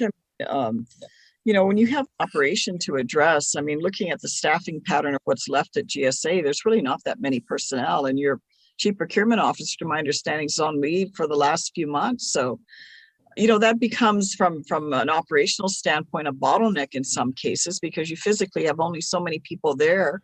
It looked like the last time we were in session, a small handful of personnel down there, and you still have another employee that's not even supposed to legally be assigned to GSA doing the work of GSA. How can we facilitate in a better way to ensure also accountability and transparency in the procurement? Because we've also seen in the past how some have, they just do it in bits and pieces, but they go to the same vendor for something, and then they just do a separate one and a separate one. You end up adding up, it's all to the same vendor that far exceeds even the legal amounts that are placed here. Wouldn't it be now with the fact, and I guess maybe I can also ask Attorney Brown, because of the training that you do with regards to the modules, couldn't we get for these smaller purchases to a certain amount within these agencies? There's no reason why they can't have their key procurement personnel go through the proper training and the modules, pass those classes, and be certified to do procurement at this level, so that we can facilitate, and then, through the audit process, also make sure that they're properly procuring. I understand the big ticket items, the hundreds of thousands and millions of dollars. Of course, that's very important how that money is spent. But isn't there a way to do this so that we can have the level of transparency and accountability, but yet also allow agencies and departments to actually execute and get the things they need so that they can operate? Because the government's always criticized that, you're slow, you're unresponsive, you're this, you're that. And yet the ability to procure is so complicated. And you may or may not get, as you mentioned, Director Burns, sometimes there's a period of time where nobody knows. And some departments, they submit their paperwork, and then you end up finding out maybe they didn't submit all the proper documentation that was needed, and it's sitting there. And, the department's thinking, oh, we already put it in. And GSA's thinking, oh, wait a minute, we finally got around. You're missing all these things, so we can't move it forward until you go back and properly submit. And here we are months later. And there's no progress being made. So I'm definitely all for accounting for everything, down to the penny of how money's being spent.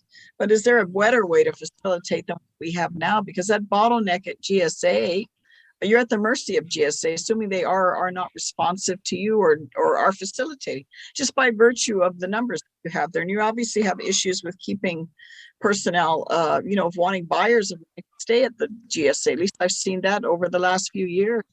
You get them, you train them, and goodness, the moment they got an opportunity to go elsewhere, they're ready. And I don't blame them. People are always looking for better opportunity and better work environments. So if you could ask I know I asked a number of questions, Director Burns, but I think you understand what I'm saying. And also for Attorney Brown, if you could elaborate, is that possible? Because obviously you're there firsthand and hands-on providing training to our personnel in the government on procurement. Is that another option that can be looked at to help facilitate? If I may go first, Senator, I don't disagree. I think there is an opportunity for more delegation, responsible delegation of purchasing authorities to the agencies. I mean, the agencies are run, for the most part, if not every agency has a responsible person in charge of that agency, and every agency director has responsibilities, that cover a number of issues, It covers personnel, it covers their legal obligation, and it covers procurement too. So at some point, with the proper safeguards, which I may, if I may just speak about in a couple of minutes, with the proper safeguards, I actually would be in favor of more delegation of purchasing authority to agencies. The safeguards are, one is that they should not be able to make their own terms and conditions. There should be standard terms and conditions to which they have to adhere, or else then it has to go back to a more seasoned procurement person or a more strict procurement process to make sure that those kinds of the regulations aren't transgressed. But in general, yes, I would be in favor of that, so that GSA, which is the professional purchasing agency, can concentrate on the more tricky things, which we've actually touched on today. Of course, we're talking about small purchases, but I think all senators know there are bigger problems in the bigger purchases, and that should be what they should be concentrating on, not the day-to-day transactions with the appropriate regulation of risk. I appreciate your response to that. Attorney Brown? Yes, thanks. On delegation, the CPO has by law the authority to delegate to any agency any kind of procurement authority that we can limit it. In other words, or make it for everything, or you can limit it to certain things. What you also have to understand is that the power to procure, the authority to procure, is a specific power. It's not a general power. And so if you have a general provision in your enabling act that says that we can do anything generally general and appropriate to running our operation, that doesn't cover procurement, because procurement is a under subset of that whole power. And so the legislature can give an agency who has proven itself capable of handling these, and all procurement has to be covered by the same sets of rules as the law exists now. You know, if an agency is delegated the power to procure from the CPA, for instance, the CPA can only delegate the power that CPO has, and that is to do it by the book. You know, so they can't delegate that power to somebody and let them go off and create their own book. Delegation should be given to good hands. You don't give the keys to the car to your 3-year-old kid. You know, there's got to be a much better control over the wheel than that. So it can be done. You can do it, and it's done frequently. You know, and it's surprising who doesn't have procurement authority. DOE doesn't have procurement authority. GMHA doesn't have a vast procurement authority and unbridled. You find that in their enabling statutes, what they can do. So those things can be done. They just have to be handled correctly.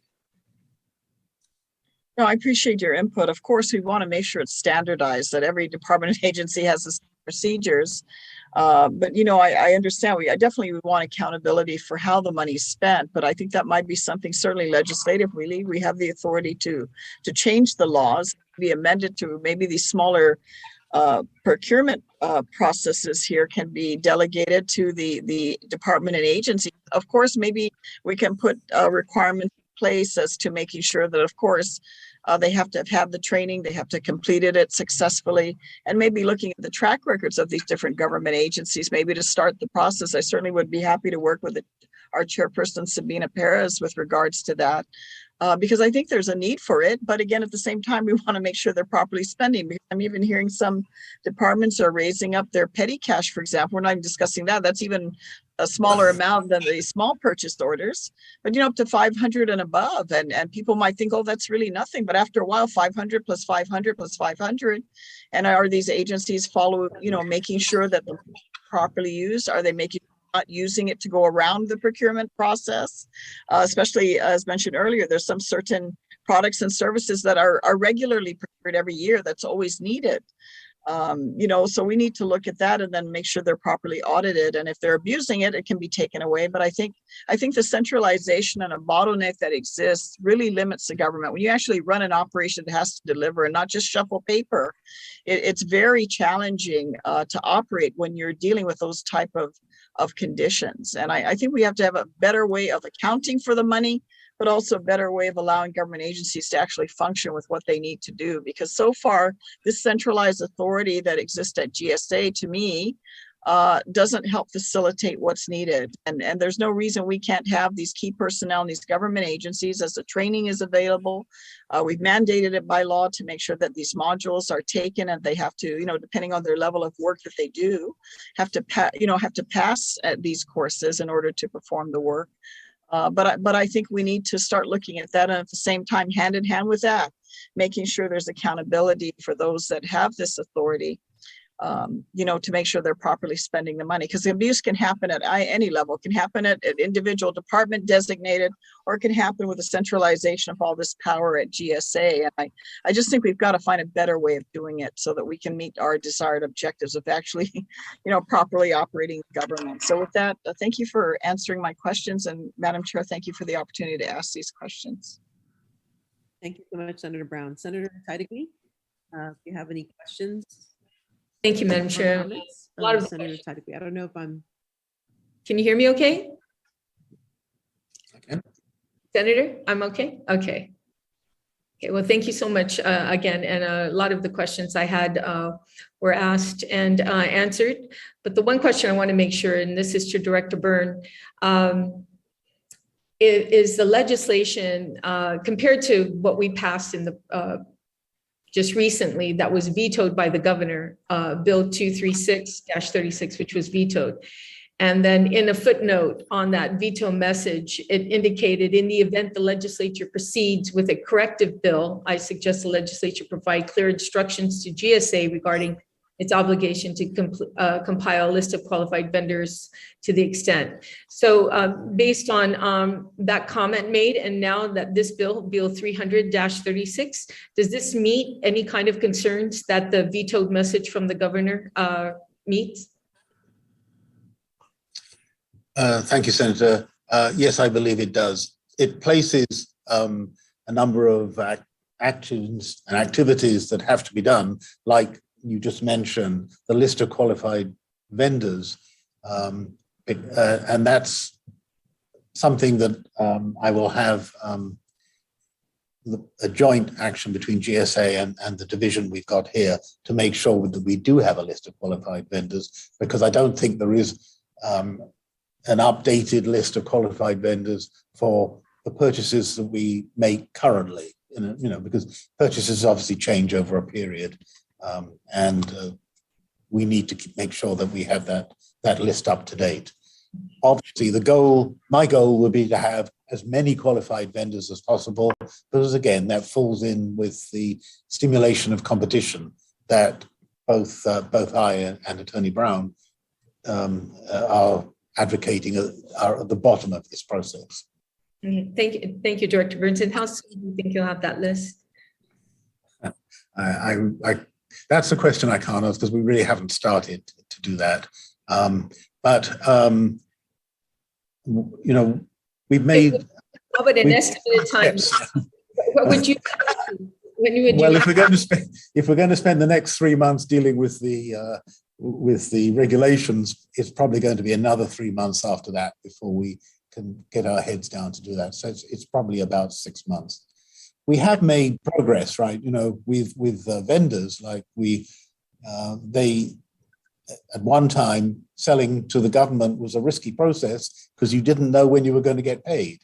now we have committed to pay within 30 days of an invoice arriving at DOA. So that makes it much easier for vendors to want to be qualified.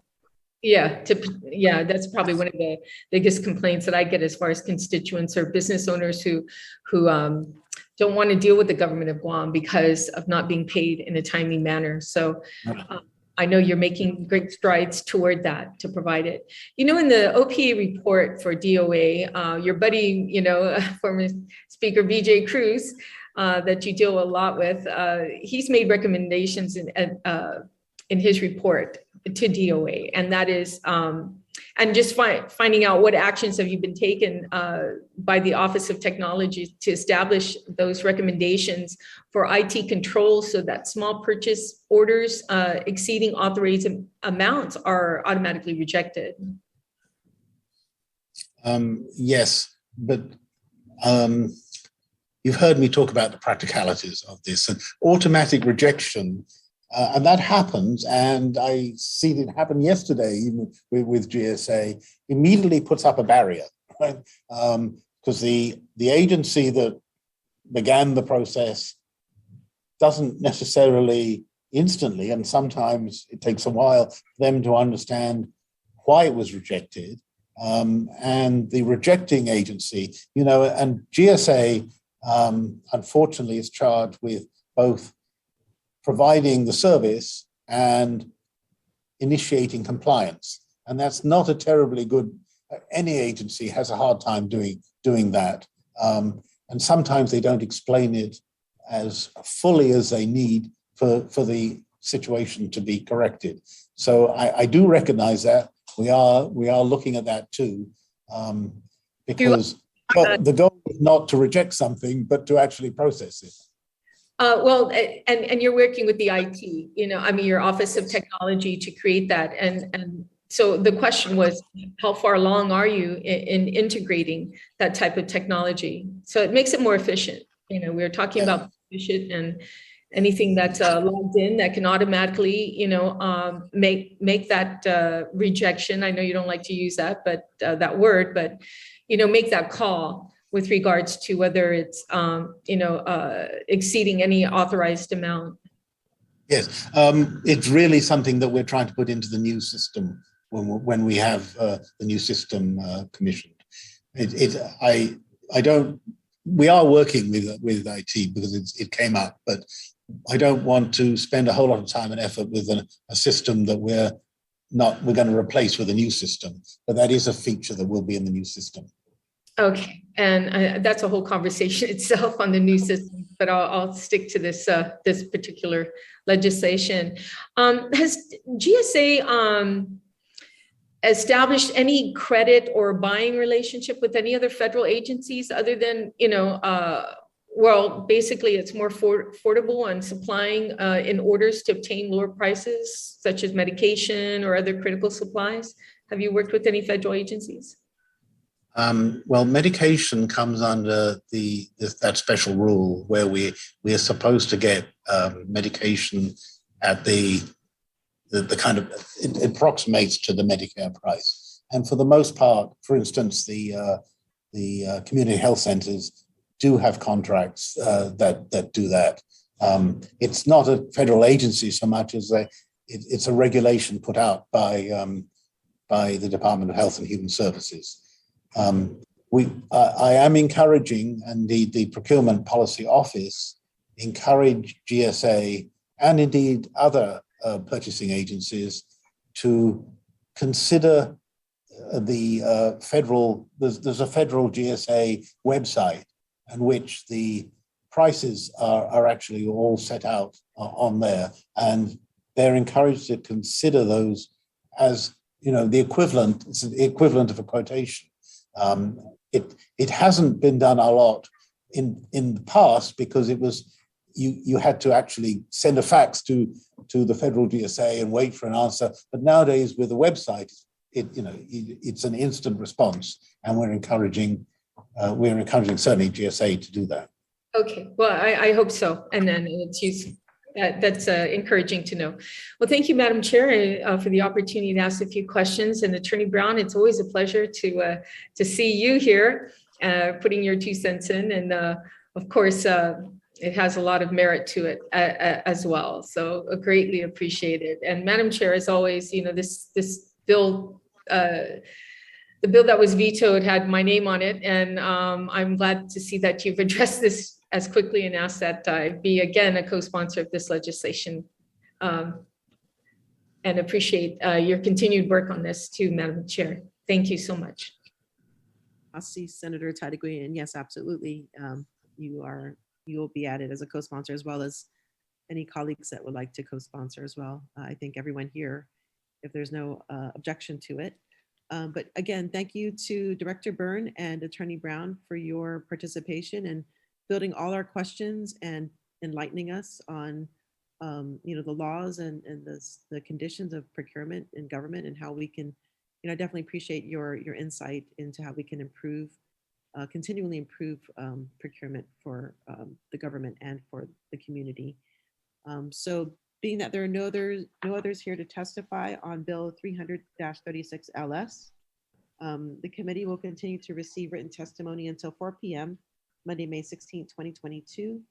Please address testimony to Senator Sabina Flores, chairperson on environment, revenue, and taxation, labor procurement, statistics, research, and planning. It could be emailed to the office@senatorperez.org, or it could be hand delivered to the Guam Congress building. So Duas Masi for your participation, and have a great day. Thank you, Thank you Senator. so much. Thank you very much. Okay, we are going to move on to the next item on the agenda, which is to hear testimony on Bill number 284-36 LS, sponsored by myself, Senator Sabina Flores Perez, co-sponsored by Senators Telo Taitague, Jose Pedo Terlaje, and Vice Speaker Tina Rose MuñaBarnes. It's an act to amend Article 3 of Chapter 51, Title 10, Guam Code Annotated, and amend Article 3 of Chapter 24, Division 4, Title 22 Guam Rules and Regulations relative to promoting recycling and zero waste initiatives.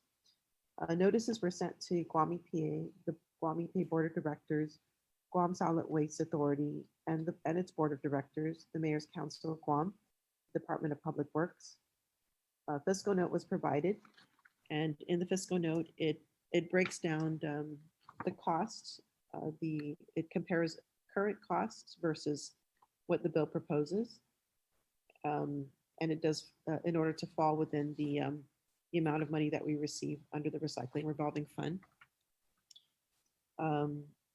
So we will have written testimony. I believe Guam Solid Waste Authority passed a board resolution in support of it, of this bill, a resolution number 2022-009.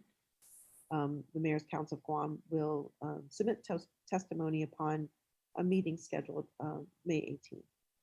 So at this time, I'd like to provide some introduction to the bill. Bill 284-36, known as the Guam Zero Waste Act, is co-sponsored by Senators Telo Taitague, Jose Pedo Terlaje, and Vice Speaker Tina Rose MuñaBarnes. It aims to modernize local statutes to catalyze the island-wide implementation of recycling and zero waste programs, thus drastically improving much-needed recycling and cleanup processes that are currently costly and inefficient. The global recycling industry has changed significantly in the 16 years since the Guam Recycling Revolving Fund was established. While traditional recycling models are no longer financially sustainable, newer zero waste initiatives are proving successful. The Guam Zero Waste Act expands upon the principles of traditional recycling by focusing on overall waste reduction, circular use of materials, and promotes the implementation of innovative solutions to significantly extend the life of our landfill. Bill 284-36 authorizes Guam EPA to expand programs using the Recycling Revolving Fund for the following: developing the Guam Zero Waste Master Plan and a holistic government and island-wide implementation plan to reach 50% waste reduction by 2030 and 70% reduction by 2040, in addition to evaluating the effectiveness of zero waste and recycling programs. Also, to establish a zero waste grants program with 3 tiers. Tier 1 grants are above $50,000 but not to exceed $100,000. Tier 2 grants are above 25,000, but not to exceed 50,000. And Tier 3 grants are up to 25,000. It also authorizes the reimbursement to Guam Solid Waste Authority of up to 400,000 in accordance with the Guam Zero Waste Master Plan for curbside recycling and for the collection, processing, and shipping of household hazardous waste, electronic and white goods upon approval by the administrator and the board. It also prioritizes plastic along with abandoned vehicles and white goods due to the uncertainty of global recyclers accepting plastics under the implementation of the Basel Convention. It also builds Guam EPA's capacity by allowing use of 10% of the funds for administration and implementation.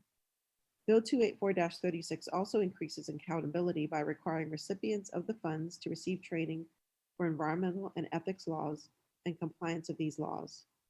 It also aims to make the Recycling Revolving Fund a non-lapsing fund to be used for the purposes of what's stated in law.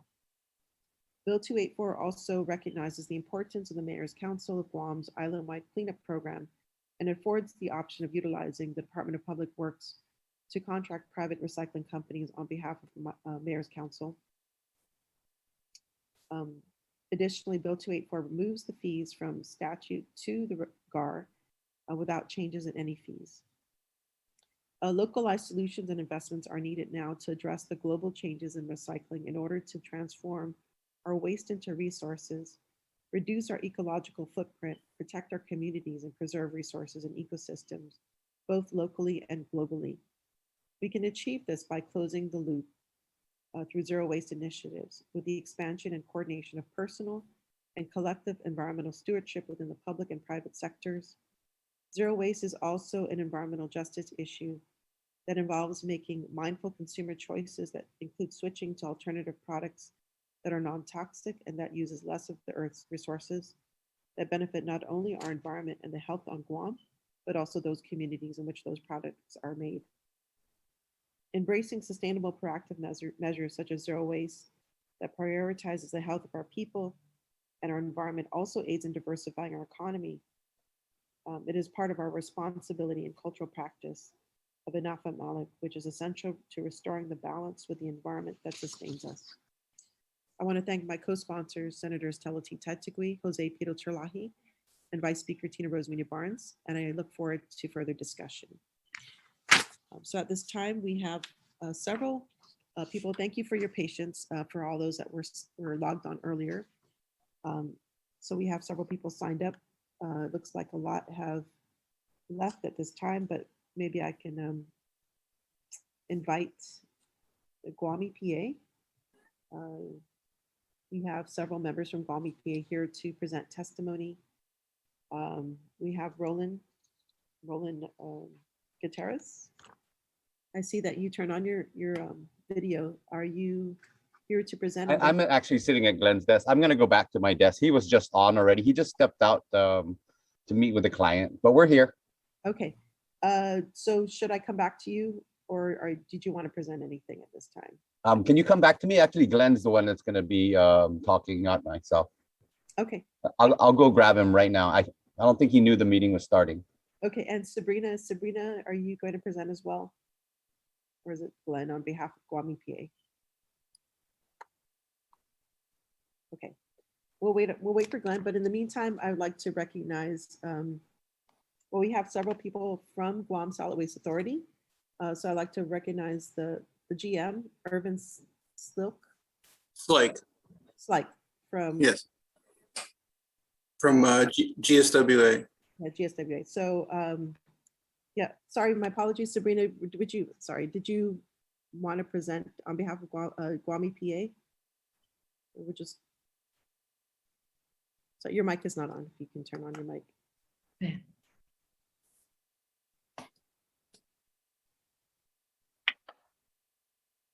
We'll defer all our comments to Glenn because we collectively as a group went through all this together. Okay.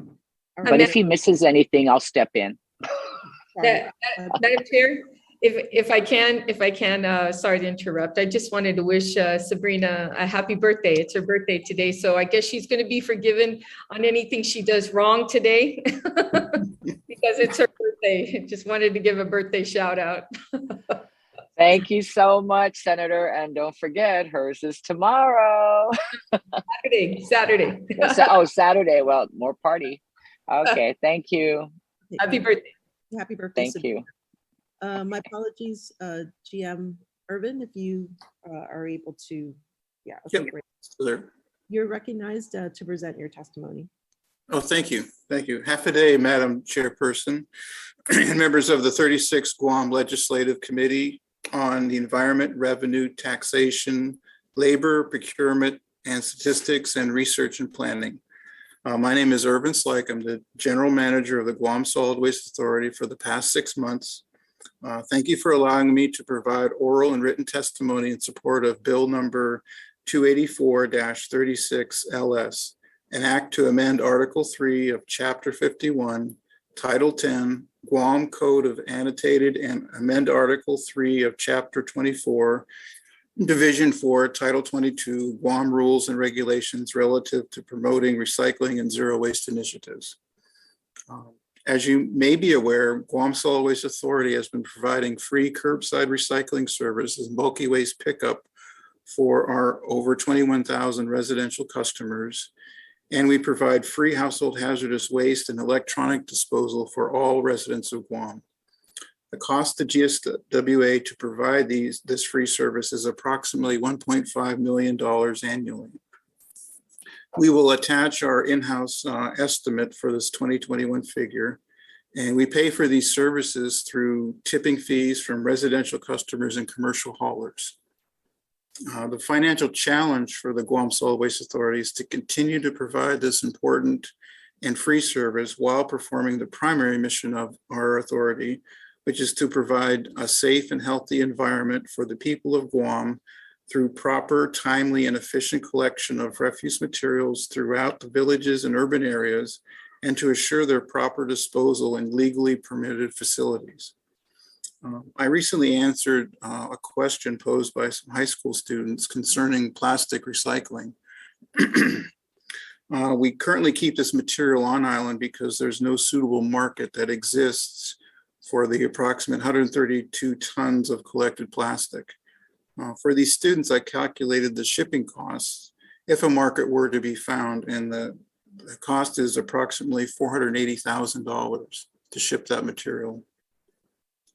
The provisions of this bill addresses those financial challenges by authorizing the administrator to reimburse Guam Solid Waste Authority as a government entity for up to $400,000. The amount would cover about 25% of the current annual recycling costs. GSWA views this as an annual reimbursement as an important initial step to ensure continued free curbside recycling services. Otherwise, the authority may be forced to cease recycling operations and concentrate on its primary mission to municipal solid waste collection when the financial burden becomes too great. Thank you again for this opportunity to address the committee, and I have summarized our recommendations forward. There's basically 3 of them. GSA would recommend that the $400,000 allotment be increased to $750,000, and that it be allocated on a yearly basis and subject to a pro forma approval. This would allow consistent reimbursement of approximately 50% of the yearly services provided by GSWA. The second comment would be, although the amendment of Article 3 of Chapter 51, Title 10 of the Guam Code of Annotated to include subsection 513.01L extends the user responsibility and renumerating of subsection 51306, we strongly believe that additional effort should be shared with other government of Guam agencies and departments. For example, the continuance of the public-private collaborations for the beautification and cleanup of various areas around the island, not just limited to tourist areas. And the last comment would be perhaps additional language should be included to give stronger enforcement by other law enforcement agencies such as the Agriculture Department, Customs, and Parks for littering and abandonment of vehicles and buildings. And that concludes our written testimony. All right, thank you so much, General Manager Slike. You're welcome. And that was submitted to our committee, correct? The written testimony? Apparently it's on its way. So you'll have this written testimony that I just read, as well as the financial cost implications. Okay, all right, great. Thank you so much. Welcome. And now I'd like to recognize Glenn Nicholas. He is from the Waste Management Program at Guam EPA, and he'll be providing testimony on behalf of the agency. So you're recognized. Welcome, Glenn. If you can unmute, there you go. Good day, everyone. Senator Sabina Perez, Senator Joanne Brown, Senator Taitague, and Chairman Gail. This is kind of a surprise. I didn't realize I was going to do a testimony for the agency, but I do definitely, we definitely support, we support the bill, and we support also Guam Solid Waste Authority in obtaining some of the funds that they need to properly recycle our waste stream from the residents. And recycling is the responsibility of each and every one of us, and we encourage it. But the reality is that if we're held at the mercy of off-island recyclers, we're gonna be fighting a losing battle unless we promote the zero waste initiatives and use it on island for beneficial reuse of these items. So I just wanted to share that. In terms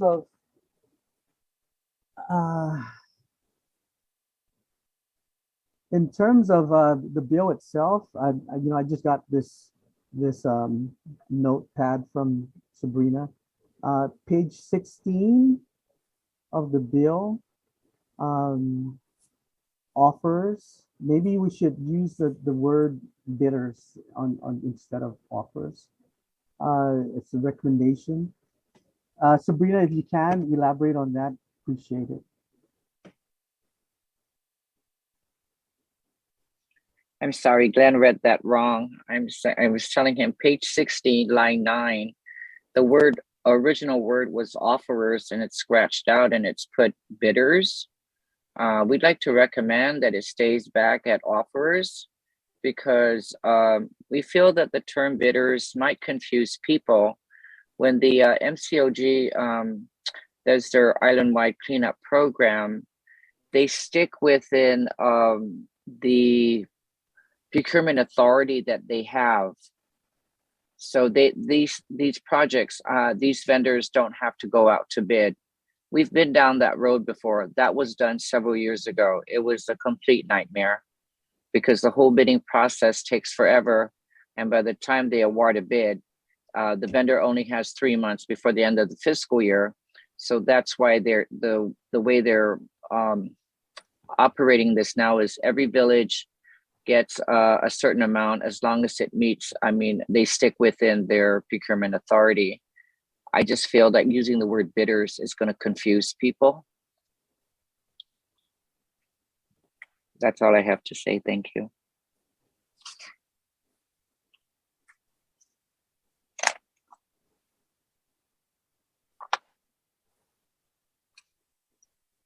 Sorry, Senator, you're on mute. Oh, thank you. Thank you for that insight, Sabrina. So yes, I'll be speaking with the Mayor's Council at our upcoming meeting. We could probably, but I do appreciate that insight.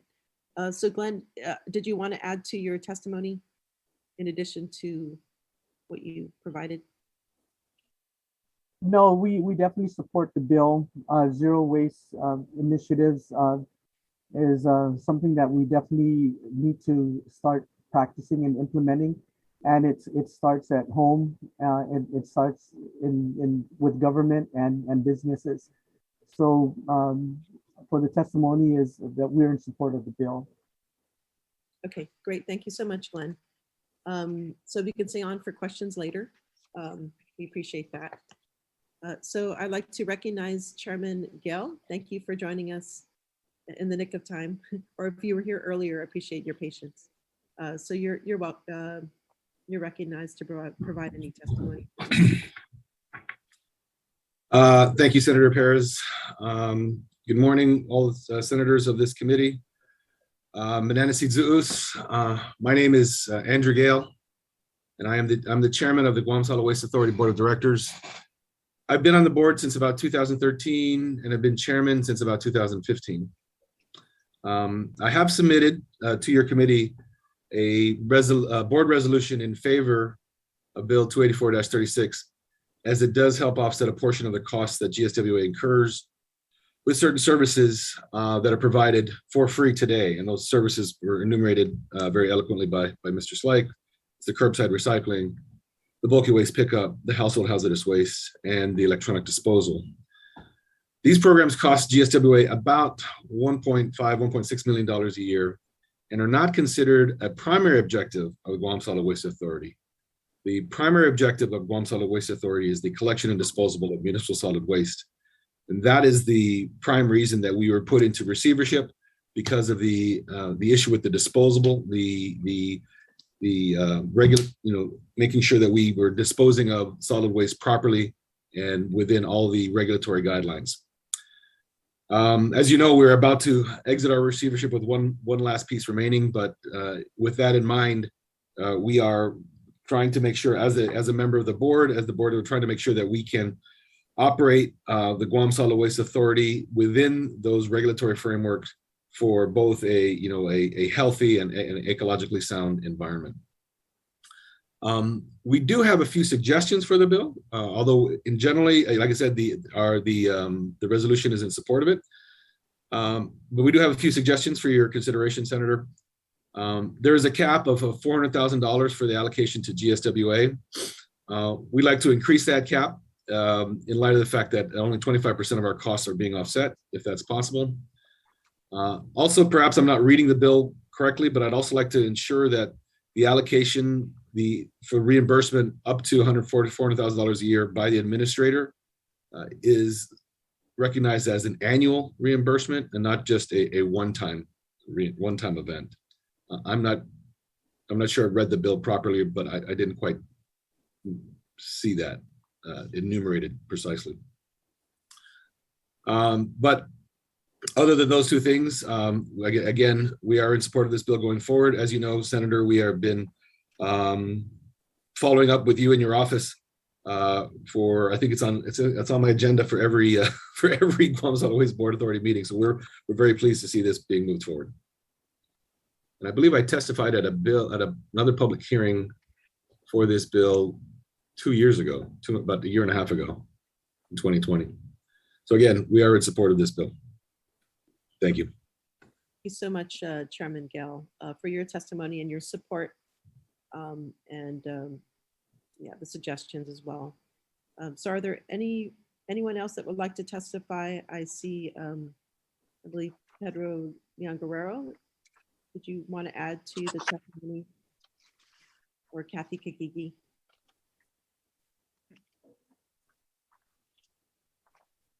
Good morning, Madam Chair. No, I was just, of course, attending in support of the bill, and my GM, Irvin Slike, was representing us on the oral testimony. Thank you. All right, great. Thank you so much. So I would like to open the floor to my colleagues for any questions. First of all, I want to thank my colleagues who have joined me here today, Senator Joanne Brown and Senator Telo, Taitague, and also Vice Speaker MuñaBarnes as well. So just like to open the floor. So Vice Speaker, do you have any questions to the panel here today? Thank you very much, Madam Chair. I don't have any immediate questions right now. I do want to share with you, I appreciate you letting me be a part of the co-sponsorship on this bill. And as we continue to work with, of course, EPA and Guam Solid Waste Authority, I think it's important that we continue these efforts to reduce, reuse, recycle, zero waste, making sure that we engage, especially with our mayors, as we look at making Guam cleaner, greener, healthier. And this is a good bill. We can't stop here. We must continue to promote the cleanliness of our island. So I want to say thank you for taking the lead on this term to introduce this legislation, and we continue to work with our government stakeholders and of course our community stakeholders, and always thanking Peggy, Danny, and all the nonprofit organizations out there who help in the efforts of recycling and cleaning Guam, especially with all the cleanups that are happening. G3, Guam Green Growth has continued to be out there in the forefront as we did help clean the Paseo Loop last weekend, and all the other cleanups that have been happening with all the nonprofit organizations and government agencies out there. So thank you for this very important legislation. Si Diyos Masi. Diyos Masi, Vice Speaker, for your support and the support for protecting our environment. Much appreciated. You're welcome. Senator Joanne Brown, if you have any questions or comments at this time. Thank you, Madam Chair. Yeah, I do have a few. I understand the desire to want to minimize waste on Guam. I mean, that's fairly obvious. We live in a very small community and, we import every day into Guam, but I'm still not set in my mind yet with regards to the Guam Environmental Protection Agency as the regulatory arm of the government with regards to ensuring environmental compliance is also going to be administering these funds. So I still have not reconciled that in my mind, if that's still the appropriate role of Guam EPA, because there's a lot of work the agency can still continue to do with regards to enforcement that it has not addressed, that's in its current authorities that have been granted by law. So I'm not settled with that yet, having myself been a former deputy at the agency. The other thing, Madam Chair, I brought up when we discussed this bill previously is the issue of the authorization of the fund, as whether or not this is something that needs to be sanctioned by the board of Guam EPA, and then have them authorize the administrator versus language in the bill that says and/or.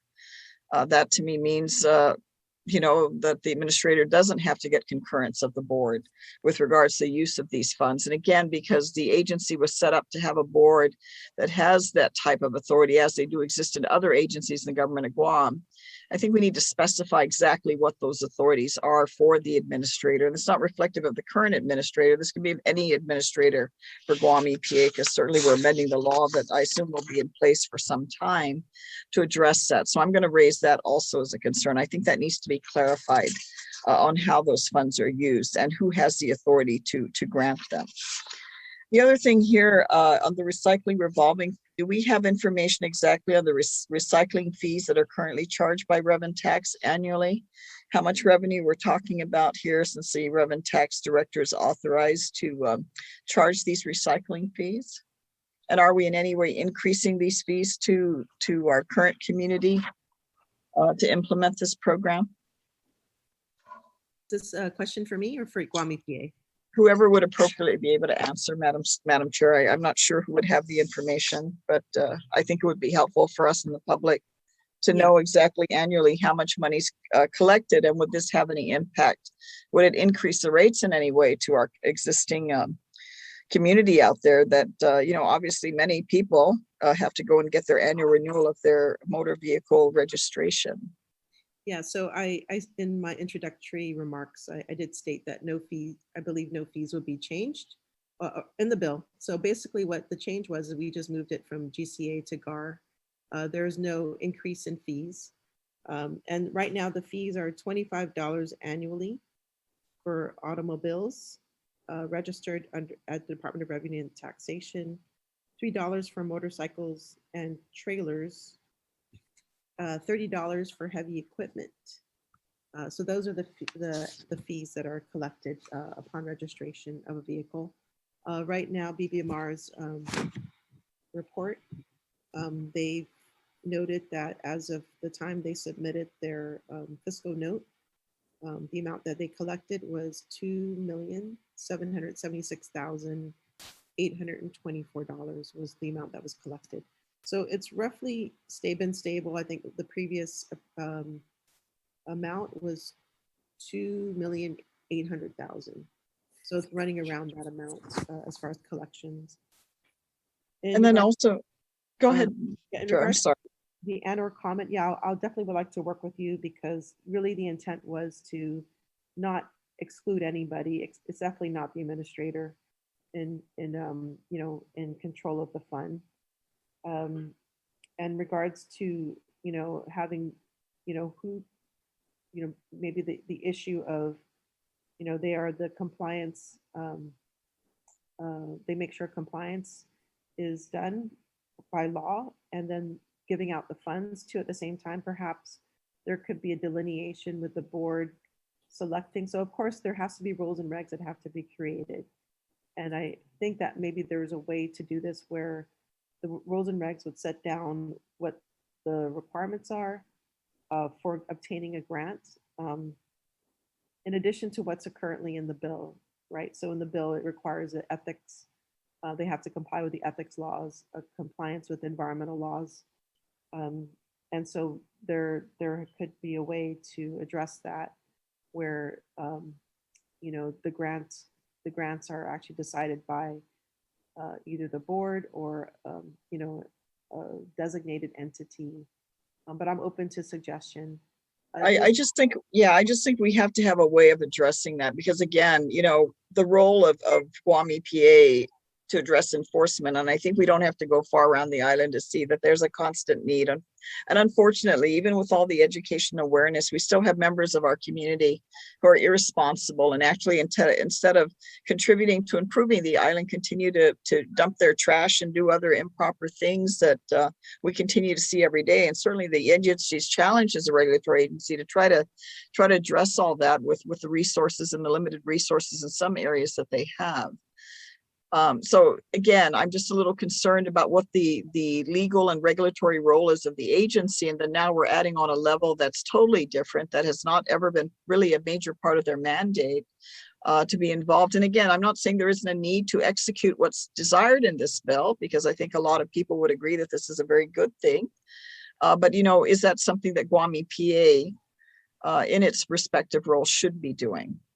They're created for a very specific reason, and some may say, oh, well, you evolve and you can go into other things, but there might be a way maybe we can further discuss. I just want to make sure there's no conflict with regards to their role in administering these type of grants being given out and ensuring that they address their enforcement, because in some cases they may be having to go do enforcement on recipients of these grants for all we know. And I think it just is not as clean cut and clear as I would like to see. And like I said, having actually been there for 4 years, being very intimately involved with the operations of that agency, I don't necessarily know that that's, that issue is resolved to my satisfaction, that I have some comfort level of how do we segregate these respective duties under one particular house. The other question, Madam Chair, I wanted to ask, and it was brought up earlier with regards to the Mayor's Council, and while, there may be nightmares with regards to procurement, I'm not exactly clear how is the procurement being executed now within the respective villages to do, to have a company or companies come in and do the collection of, right now, I know we just recently discussed the issue with the Mayor's Council and their budget last week, specifically focused on junk cars. But I just want to get that issue clarified because between the word of offers and bidders, I'm a little concerned what type of procurement is happening now for a company or companies that are being selected to perform this type of work. Do we have any information on how that's being executed? Because when it comes to procurement, and we just discussed this with the small purchase orders, we just want to make sure everything's above board and they're following proper procedures with regards to procurement. I'm not aware that it gets diluted because it's being, implemented at the village level. So do we have any information with regards to that, and why should that be an issue, and how they execute selecting a company to procure for, be it, collection of junk cars, white goods, whatever the case may be? I just wanted to get further clarification on that. Yes, so I would like to defer to EPA. And if Sabrina, do you have any insight?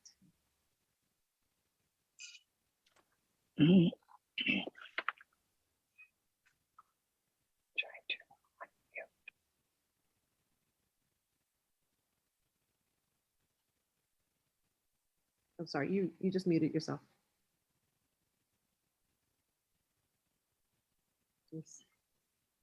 Still muted.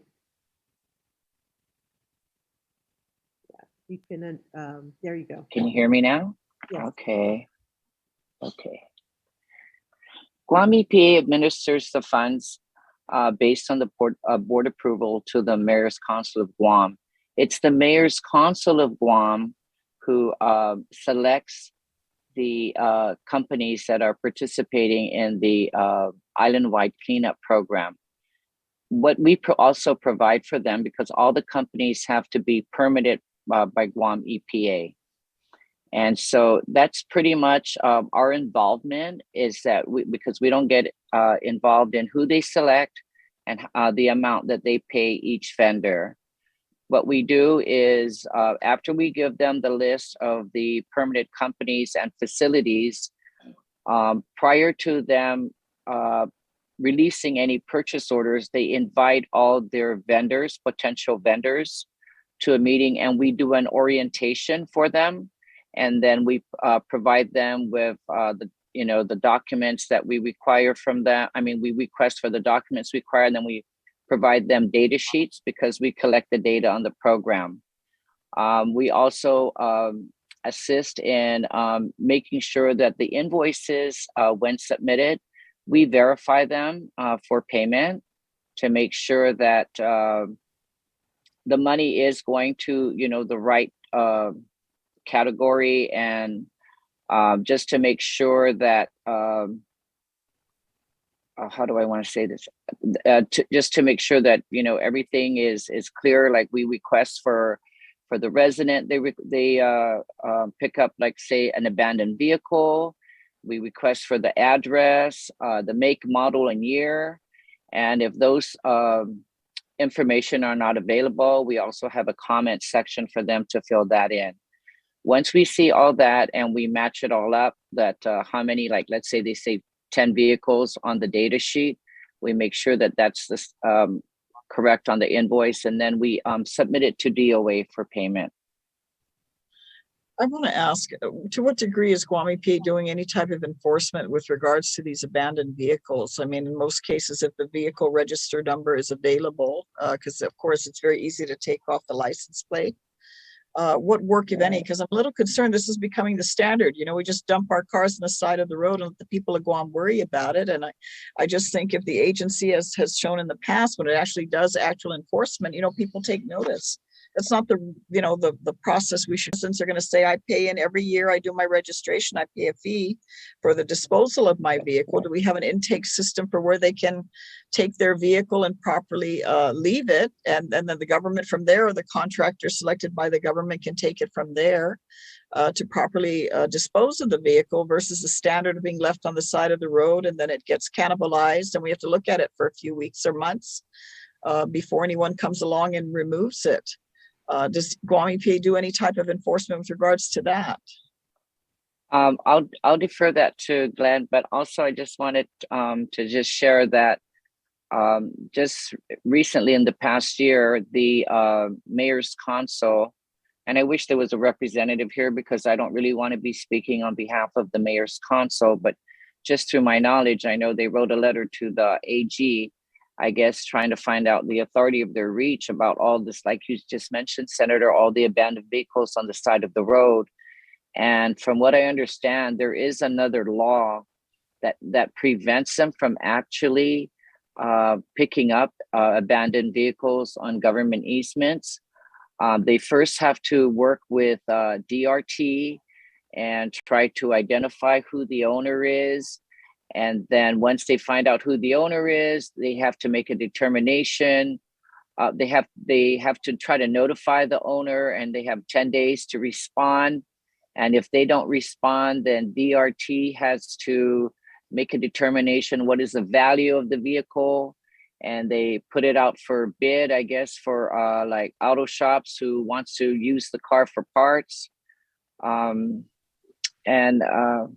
That's what I understand that they have to do. So this year, during our orientation, we really stressed to them, to the mayors and their vendors, that they needed to make sure that they had authorization to take the abandoned vehicles off private property or if it's on the government easement that they have to have authorization. I do know that Glenn, are you still there? Is working on working with a vendor. I guess he's trying to get permitted to have a actual permitted like storage facility, because at this moment there is not one on island. Again, I just wanted to ask what enforcement actions have been taken by Guam EPA with regards to abandoned vehicles? I mean, you have the ability to issue citations for cigarette butts. What has Guam EPA been doing? Because we're seeing it's becoming the standard now. It's not an occasional junk car. I mean, it's almost becoming a regular situation of people abandoning their vehicles on the side of the road and leaving it for the community to deal with. And I'm like, you know, I'm all for personal responsibility where people should be carrying it, then by all means they should. Sure. What enforcement action has been taken with Guam EPA, even in the past year or two? What statistics do you have in terms of citations being issued by Guam EPA? And the reason I bring this up is because I have to tell you, this is a part of my brain I've not settled with. We're required by the government of Guam annually to register our vehicles every single year. Every single year we have to register our vehicles. We have to pay $100+ fee depending on what type of vehicle you have or truck or whatever the case may be. And yet on a regular basis, we see these vehicles abandoned on the side of the road. And the government itself doesn't seem to have a mechanism in place to properly issue citations or determine who the owners of these vehicles are. We often hear the story, oh, you know, they left the island, they passed it to their cousin, and, you know, they don't have the paperwork on the ownership. Again, if the vehicle is required by law to be registered every single year, what action is being taken by the government? I mean, with our current capabilities and database, we should be able to go up as we did 30 years ago to Rev and Tax, determine who the owner of the vehicle is, and then from there take appropriate action if we determine who the owner is to do enforcement. Because without that, we're going to continue to see the habit and the attitude that, oh, we're just going to dump the car, let the government worry about it, let the people of Guam worry about it. And I just think where we have the authority, which is already there, to enforce this should make people think twice or maybe 3 or 4 times before they decide to dump their trash on the side of the road or their vehicles on the side of the road, and make it the responsibility of the people of Guam. You can issue a citation. If I take this plastic bottle and throw it out the window of my car, Guam EPA can cite me for this. So I just wanted to ask who there has information on any type of enforcement on what is becoming a prevalent problem at Guam EPA to do enforcement. What action, if any, what citations, if any, in the last year, 2, 3 years has Guam EPA issued with regards to abandoned vehicles? I don't know, Sabina, if you're the person to answer that. Is there anyone else there who has information that can respond to that question? Glenn can answer that, but I don't know if he's still on. I'm here. Yes. Okay. So, Senator, you're right. You know, on the citation, if somebody disposes a bottle out of their car and it is witnessed and the officer sees it, or somebody else is willing to testify that they witnessed the disposal of it, we can issue the citation. The problem is not that. The problem is that a lot of these vehicles, they're either burnt. The guys who are doing this, they're doing it systematically. And a lot of times on the illegal dumping situations, it's not that we're not enforcing, it's hard to find alleged violators who are doing this in the cloak of darkness on isolated roads that lead to nowhere. So that's a problem island-wide, and not even just island-wide, even in the nation, illegal dumping is a problem. So a lot of the common things that are themes that we see is community cleanups. Every year we clean tons and tons of litter from coastal cleanups, etc. And you know, I'll say that the cleanups that we've done, we did Two Lovers Point from Jack in the Box to Two Lovers Point, and even though we collected like close to 14 cubic yards of litter, I only found one alleged violator, one throughout that mile or 2 section of road that we cleaned up. So it's not the fact that it's difficult, I mean, that we're not issuing. it's difficult to find who the alleged violators are. We work closely with Revenue and Tax and Department of Motor Vehicles to provide us the information because we don't have access to their systems as well. And likewise with GPD. So GPD, there's a kind of like a disconnect as well. At one time, if there was an abandoned vehicle on the side of the road, GPD would basically bring it back to their impound lot until they cleared whether or not it was involved in a crime or if it was stolen or needs to be properly disposed of. They don't have an impound lot anymore. And a lot of the, we require, and we basically rely on the Mayor's Council of Guam via the cleanup program to remove these vehicles from the roadsides and also private property. So it's definitely one of the challenges that we have for the agency. We have 3 individuals right now that are doing complaints, but we don't just do complaints, and you know that as well. We do facility inspections. A lot of time is also taken for compliance for occupancy inspections. So we're all over the place. The zero waste bill allows for the agency to get funding to help with the recyclables and the implementation of that program. But the other side of the fence is funding for illegal dumping investigations and stuff like that. Right now, we're using a consolidated grant to do that. And historically, you know, when the program was set up, we're supposed to be funded by the general fund, and we're not. So with the grace of, you know, Region 9, they're funding the program right now through the consolidated grant. But to answer your question, I understand. I appreciate your elaboration, Glenn, on this. But again, I mean, I don't want to take the old umbrella that, oh, you know, every car that we need to address illegal dumping, you know, has been burned. And granted, I understand what you're saying. Normally we watch it. The first day it's there's a license plate. The second day, there's no license plate. The third day, you start seeing the vehicle being stripped. And maybe by the 4th or 5th day, it's been set on fire. But I think we can go out there right now and find a whole bunch of cars that are on public easement that have been abandoned, that are not. We can go in any village on Guam right now and find that where the agency is not doing enforcement. You know, we can't just leave it to the village mayors. That's a mandate of Guam EPA. And while I understand the agency has limited resources, it's no more equipped now than it was when I was there. But we would focus, what are some of the key issues that the community is concerned about? We would take our limited resources and for a period of time, focused enforcement on that area. So the word would kind of get out that, hey, you know, if you're not doing this, we're going to be knocking at your door. And I just don't feel that sharpening of the teeth, because I'm not philosophically for continuing to grow the government, that the government is our ultimate solution. And all we got to do is pour more money into it. And it's going to make the problem go away, where people continue to think, irresponsible people in our community continue to think, oh, somebody else is going to clean up my trash. And I do appreciate all the cleanup work that's being done. We've been there. I mean, all the way from dirty diapers that have been sitting on the ground for how long to goodness. We don't even want to know if it's even safe to pick up or it's hazardous material for all we know. Many good people in this community continue to do that. And you got to ask yourself, why are we doing it? Because we have other members of our community that are being so irresponsible and have no respect for their island, that they continue to dump. But with regards to the authorities the agency has, I mean, it would be good to see, you know, some focused attention, particularly on something that's becoming a prevalent problem, because most good people know, hey, if I do this, the chances of Guam EPA coming and finding me are pretty good. And again, it's not something we register the first time we buy a car, and we bought it 10 or 15 years ago.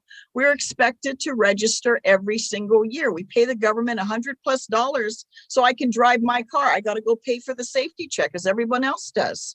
I got to go buy insurance. I got all these mandates that the government's giving me to be able to authorize to me get on the road and drive my vehicle. And yet we cannot track down who the owners of these vehicles are.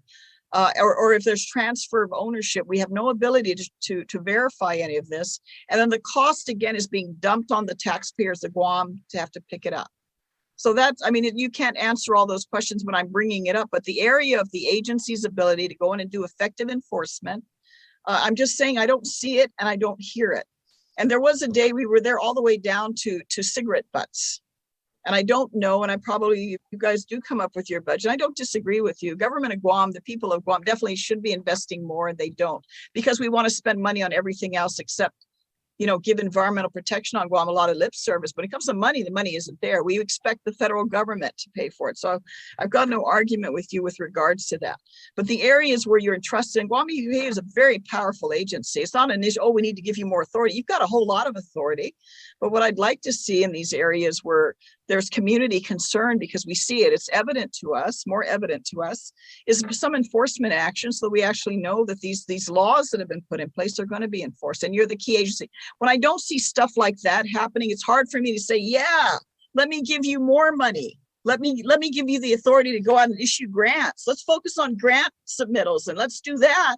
When right now, I don't see the agency going out and addressing existing mandates. I mean, I'm not a co-sponsor of this bill, not because I don't like the bill, but I've not reconciled in my mind adding on this layer to Guam EPA when key enforcement authorities that the agency has, I don't see consistently being enforced out there. So that's the concern that I have. And I'm not going to take up any more time, Madam Chair, but I'm simply bringing these up because these are practical realities that our people are dealing with.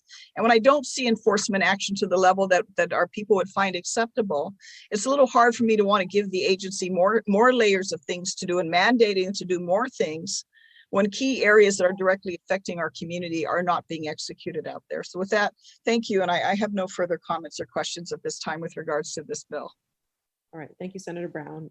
Yeah, I do feel that it's a multi-pronged problem. And I think this bill would, help address at least one part of it. Yeah, I did, pass a bill regarding increasing law enforcement capacity. And that is being worked on currently. So yeah, I think it's obviously, I think changing the culture, right? We change the mindset that's ultimately going to really address the problem, ultimately address the problem here with, illegal dumping and abandoned vehicles. So yeah, looking for solutions and looking for ways to address it. But, I think, it has to take, a major shift, a shift in mindset about becoming stewards rather than, violators, right? That you can get away with dumping, your waste in somebody's property or somebody else's property or even your own property, right? I think it requires that change, that shift in thinking. But I'd like to now, okay, so having said that, I'd like to recognize Senator Taitague for any questions or comments. Okay.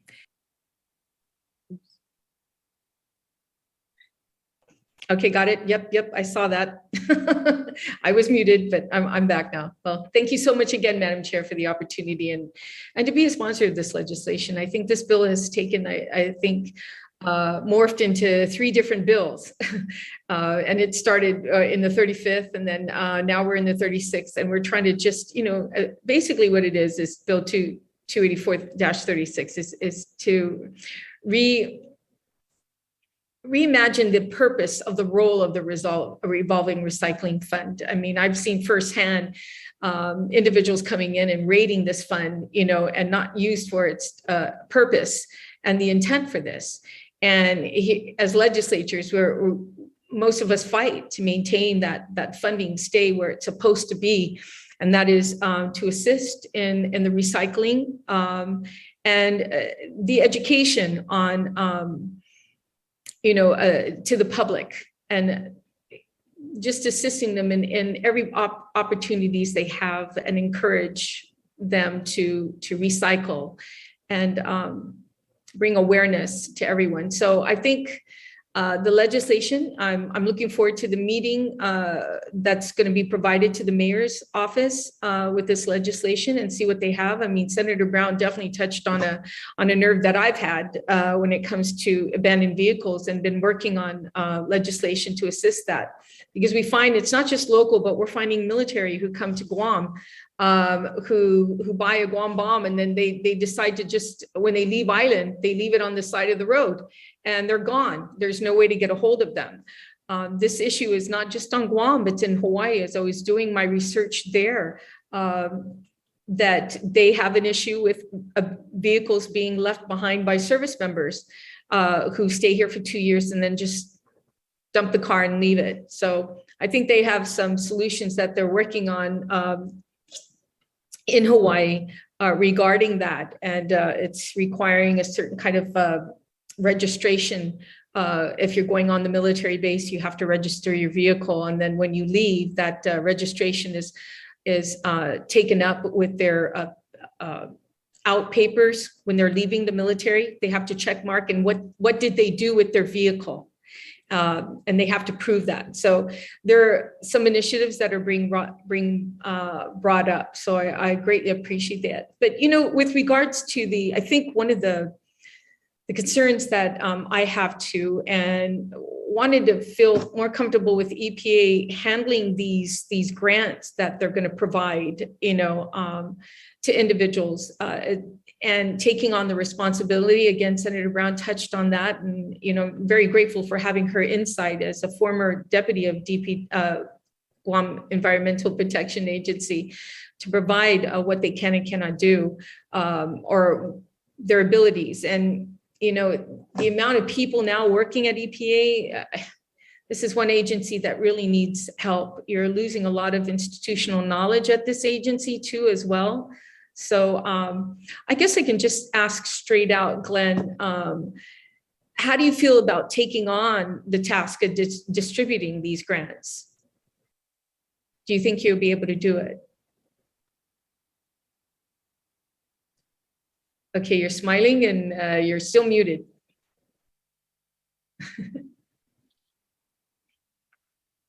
Okay. Okay, so if you're gonna ask Glenn Nicholas from Guam EPA, yes, we can do it.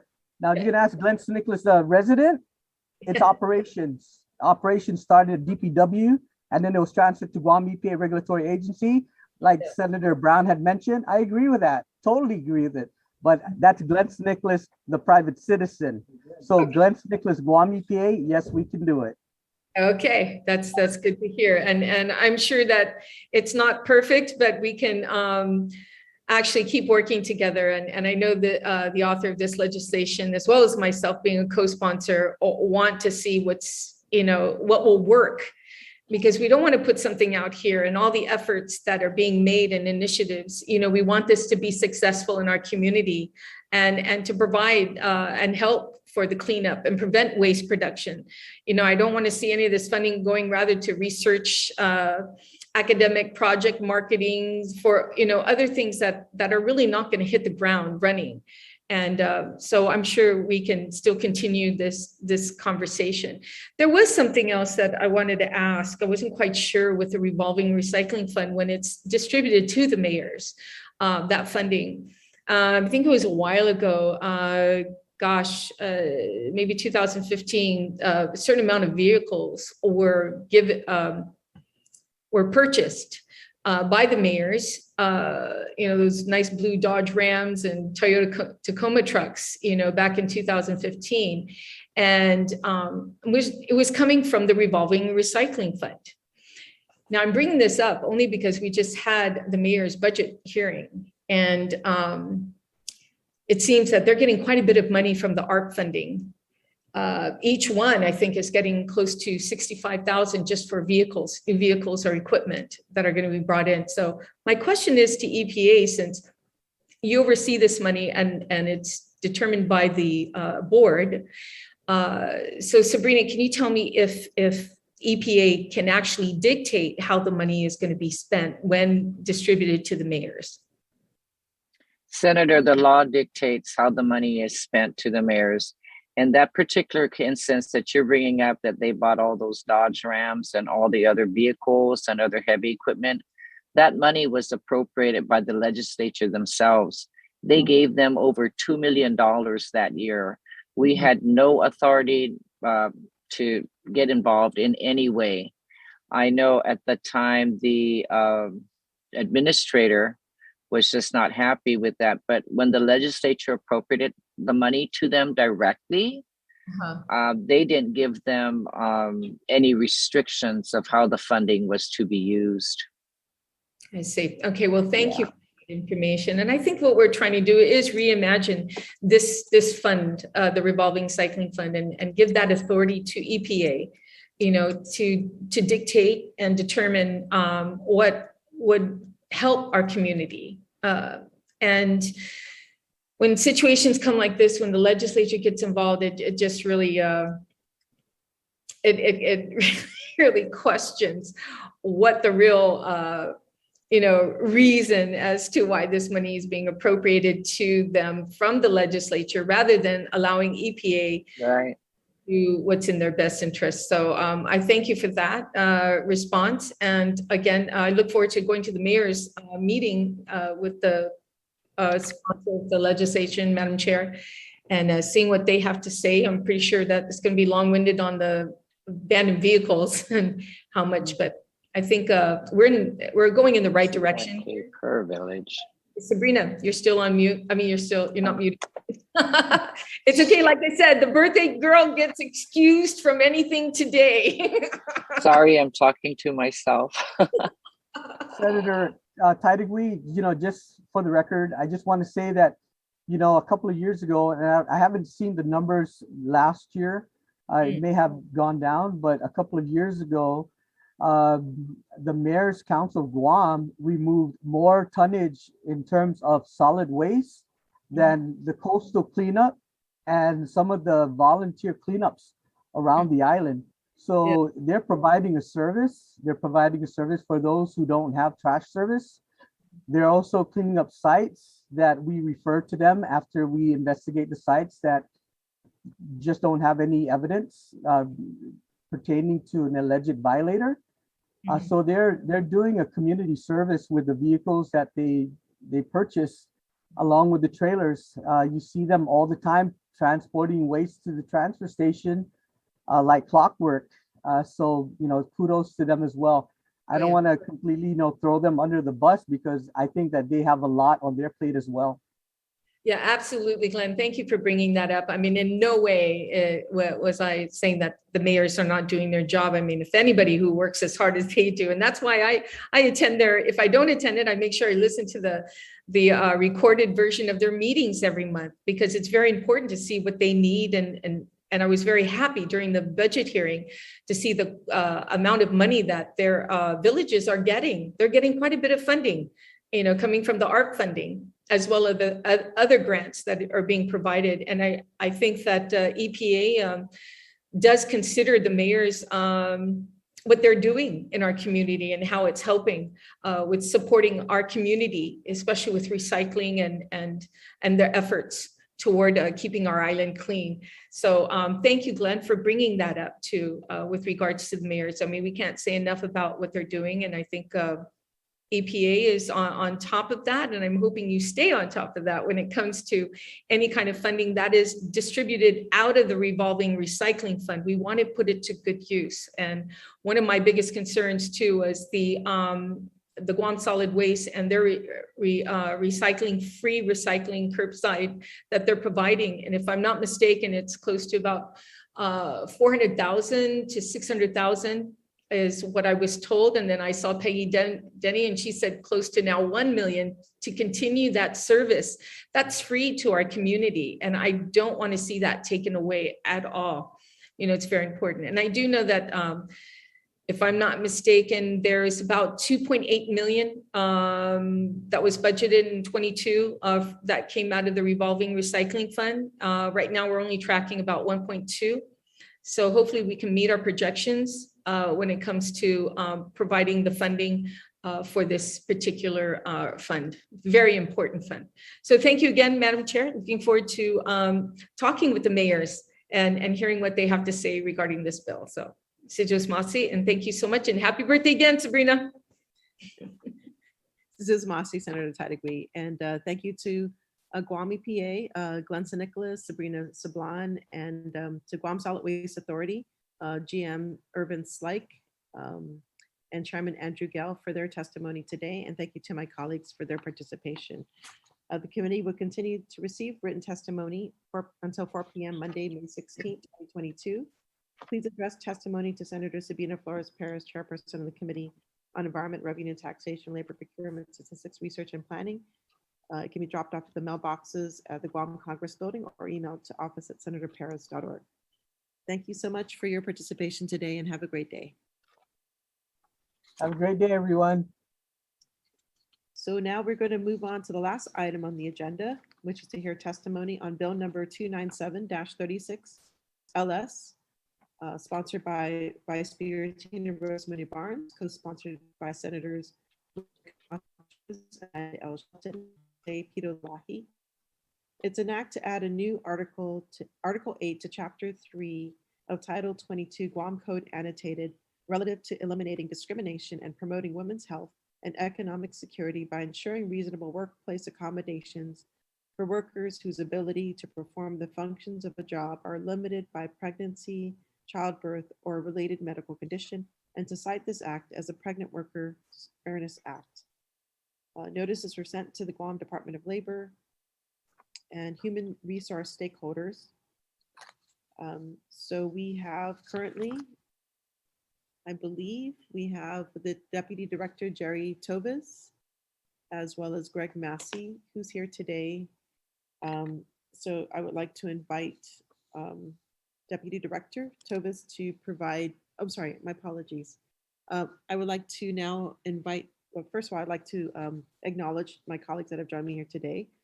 Vice Speaker Tina Rose MuñaBarnes, Senator Joanne Brown, and Senator Telo Taitague. So at this time, I'd like to invite the sponsor of the bill, Vice Speaker, to make some introductory remarks. Jesus Masi, Madam Chair, and thank you for giving me the opportunity to give my remarks on this bill. I also like to note for the record that when this bill was introduced, Majority Leader Senator Talina Nelson had asked to be a co-sponsor. So I just want to note that for the record that I will also include her as the co-sponsor for this bill. Thank you very much. Madam Chair, I believe that no expectant mother should ever choose between her pregnancy and a paycheck. But for too many women, that is a choice that they are forced to make. And at present, there is no right under Title VII of the Civil Rights Act of 1964, as amended by the 1978 Pregnancy Discrimination Act, which is the PDA, to workplace pregnancy accommodations. In recent history, the United States did make a strong step forward to protect pregnant workers. In their 2015 decision in Young versus UPS, the U.S. Supreme Court held that when an employer accommodates non-pregnant workers who are temporarily limited in their ability to work, they cannot refuse to accommodate pregnant workers who make similar requests. However, this decision did not go far enough.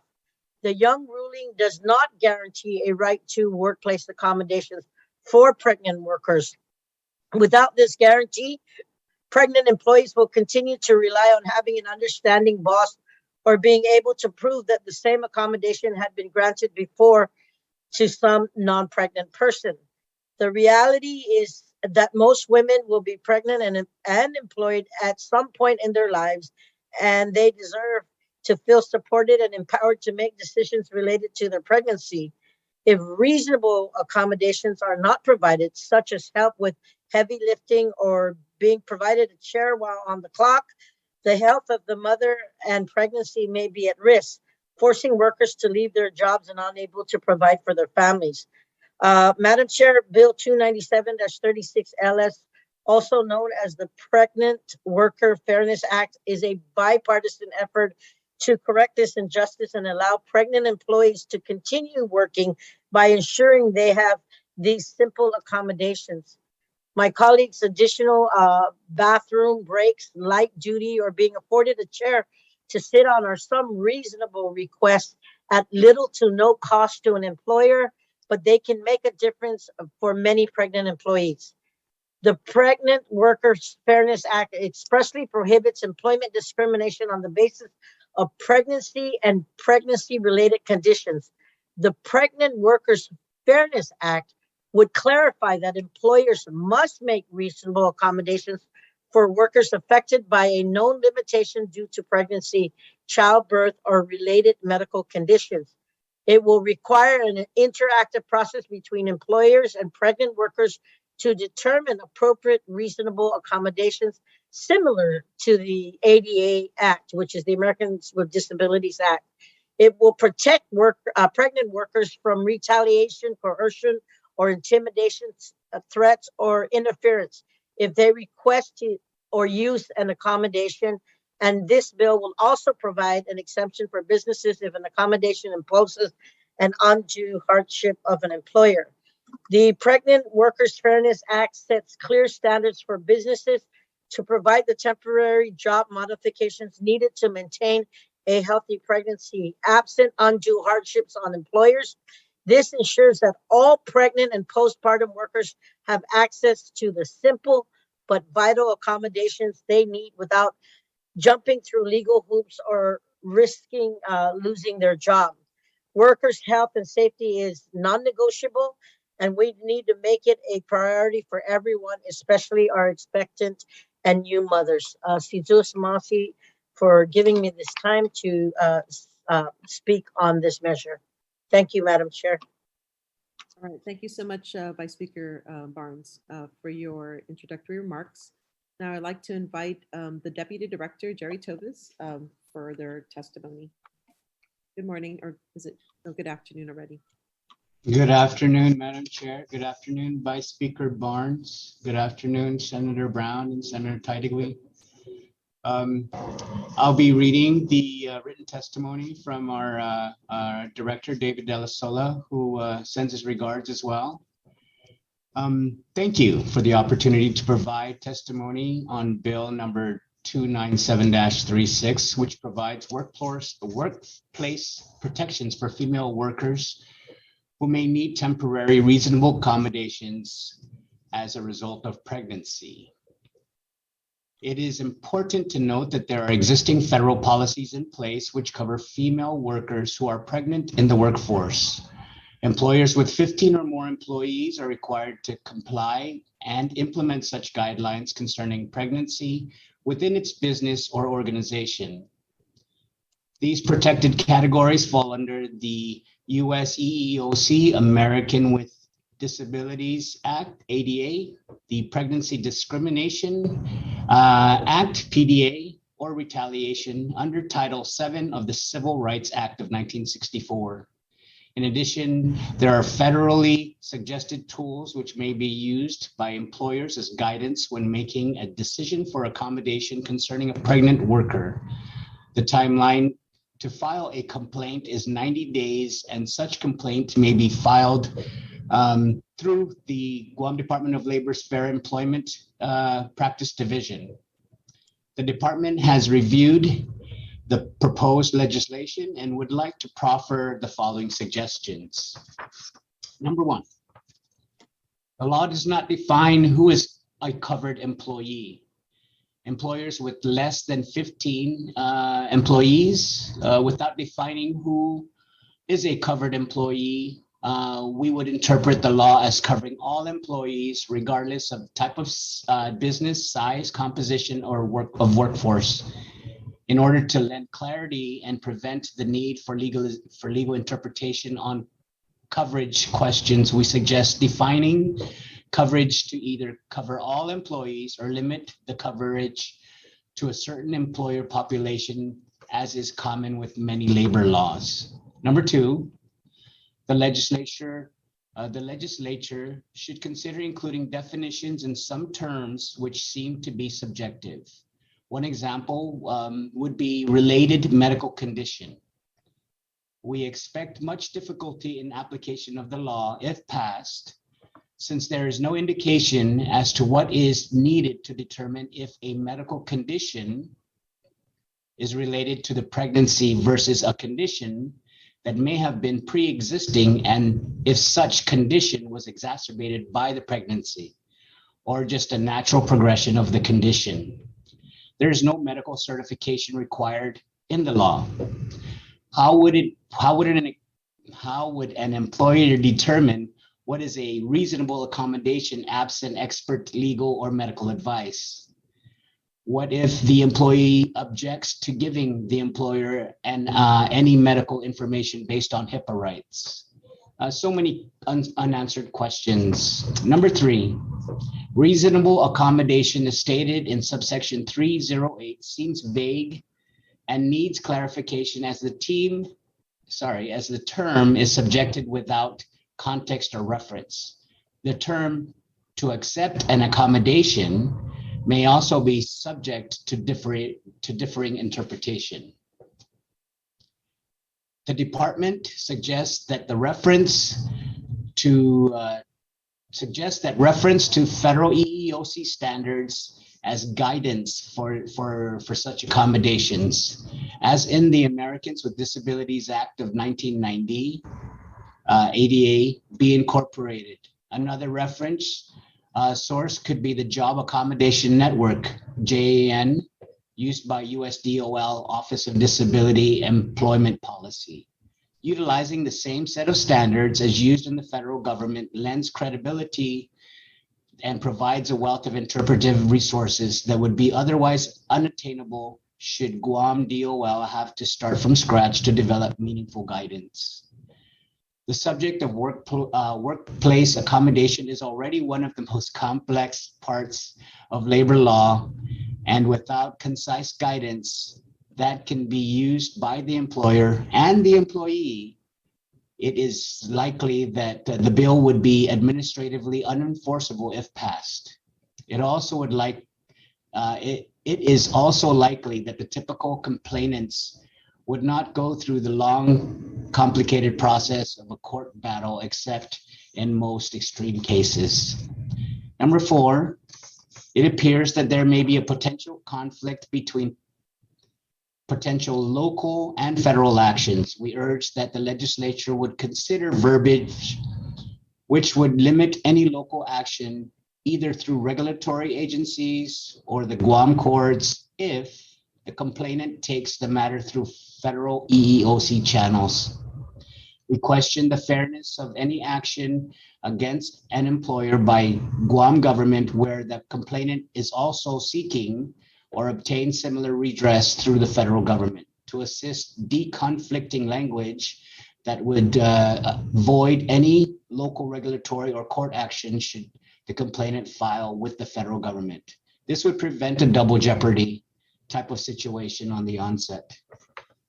Number 5, with regards to civil fines, which may be levied as a result of violations, the department suggests creating a new subsection 3802B 1 and 2. Section 3802B1 states any penalties or any penalty, fines, or violations of this act shall be collected by the Department of Labor. Fines collected by the Department of Labor under the provisions of this section shall be deposited into the Manpower Development Fund to be employed exclusively for the training programs and enforcement operations within the Fair Employment Practice Division. The director shall submit an annual report of all expenditures and activities under this subsection to the legislature. Section 3802B2 states the Fair Employment Practice Division shall have all necessary enforcement investigative power to enforce provisions of this act, and that the Department of Labor shall establish due process policies, and that the director of the Department of Labor shall establish due processes, policies, and be the hearing officer in any appeals related to the enforcement actions or fines initiated under this act by the Fair Employment Practice Divisions. Our rationale, Madam Chair, is this bill does not seem to contain any funding mechanism for an activity which may require considerable time and resources to be expended by the department. As currently written, fines indicated in section 3108B would have to be deposited in the general fund to support continued enforcement efforts and to defray costs which would be borne by the department. It would be appropriate to have the fines directed back to to the FE, the Fair Employment Practice Division, to partially fund the activity. This verbiage is also same used in the Fair Chances Hiring Act and also is being assessed by the violations of the H-2B worker regulations. So this is not unprecedented. The department has seen great successes in sustained regulatory enforcement using this method and has also seen other programs struggle with enforcing rules where there is no funding specifically set aside for this function. Thank you very much for the opportunity to submit testimony on this bill. The Department of Labor is in favor of the concept of the bill and hopes that the constructive comments in our testimony may help in crafting legislation which would be acceptable to employers by their female employees who are in need of workplace accommodations during their pregnancies. And feel free to contact us. Actually contacted the director at any time. I brought one of our subject experts, Greg Massey, just in case if we have any questions as well. Unfortunately, our Fair Employment Administrator has been going through training with the EEOC throughout this whole week, so he's unavailable to attend as well. He and his staff have been going all the way to Friday, from Tuesday to Friday, so thank you. Mrs. Mossy, Deputy Director Tovis, for your testimony or for the testimony of the agency. I would like to actually open the floor to the sponsor of the bill for any questions regarding the testimony that's been provided by speaker. Sorry about that. Thank you, Madam Chair, and I'd like to thank Deputy Director Jerry Tovis and Mr. Greg Massey, who's probably been at Department of Labor for many decades, also for being here on this bill. And like I said, Madam Chair, there has been the PDA rules that I mentioned earlier, and then also the Supreme Court decision that was last heard in 2015. And I just want to say, I appreciate Department of Labor's comments in supporting the efforts and making the recommendations. And as they noted, some other provisions that will help in this cause. I spoke about the clarifications of why we wanted the Pregnant Workers Fairness Act, is because what others may not think is very important is something that constituents have come to me to say that it is important. When you can't even get scheduled shift changes because you have to go to your medical pregnancy appointment, there's an issue. If you can't have a simple water bottle next to you because you're pregnant, because you need to drink so often, then there's a problem.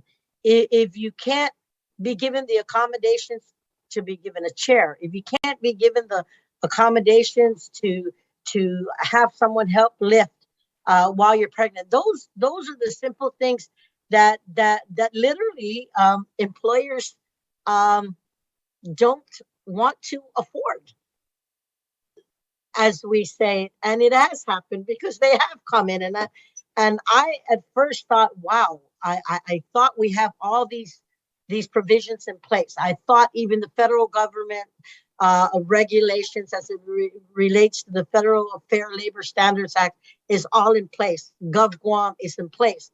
But when we look at the simplicity of giving simplistic accommodations for pregnant women, even here on Guam, when you have a pregnant woman coming in and saying, my boss won't give me time off, take it during your lunch, go before work or after work, you can't do it.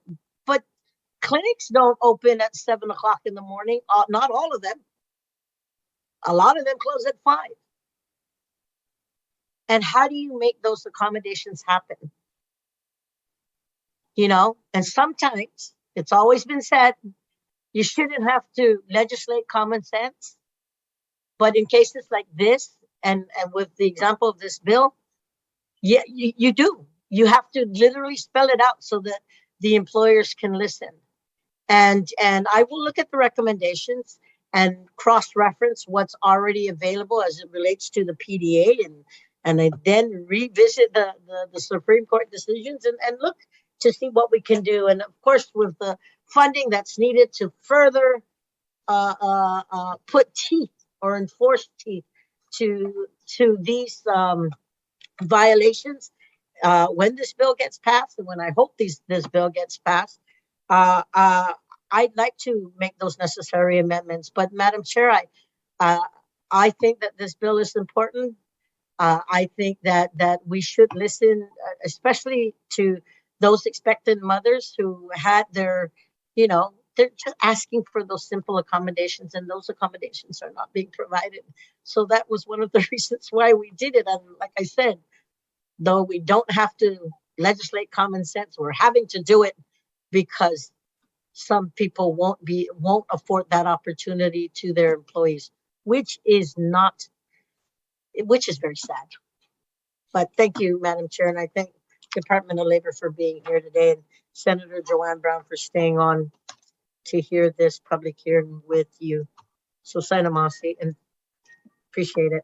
I appreciate your passionate response, and yeah, I guess highlighting this issue. But I guess the question that I have is, since the 2015 Supreme Court decision, has perhaps maybe this could be a question to the Guam Department of Labor. First of all, has there been any changes in the U.S. Department of Labor in regards to, Pregnancy Discrimination Act? Has there been any changes as far as rulemaking is concerned?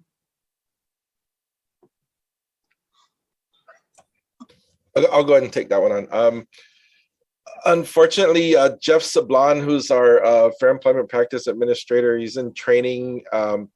I'm not the expert on that, on the progression of that. But I don't, from talking to him and in preparing the testimony, I don't believe there's been anything significant since the 2015 Supreme Court thing. He did indicate that there were, protections in place on the federal side. Granted, EEOC is not the easiest place to get redress from. It takes long. It's a long process, which we feel that would probably be, unless it's a really extreme case, it's difficult to get through. So we are in support of the bill. It does give us teeth to do something about it locally, where at this point with our work sharing agreement with EEOC, we would just do the intake on the case, and then it gets routed to Hawaii and progresses through that process with some input from us doing some of the legwork. So having the local mandate is good. It's just making it enforceable. Oh, not really enforceable, but making it so that we can actually work on it and enforce is kind of what we need. There's a lot of rules on the books about discrimination that are super tough to enforce, without, the right, and I do understand that the law does have a provision for rulemaking, which some of those things can get hashed out through the Administrative Adjudication Act. But yeah, I haven't seen anything really change, at least that I know of. I could be wrong, so. Okay, thank you. The other question I think that was raised in the testimony was the jurisdiction. So, you might run parallel complaints, right? One for the federal government and one for the local government. So do you have any guidance on, how to separate those two processes so that there's no overlaps? So that was a concern, and that's why we brought it up in the testimony, because if you get somebody that, especially if they're really upset, and they're really trying to give it to the employer, we've seen it before.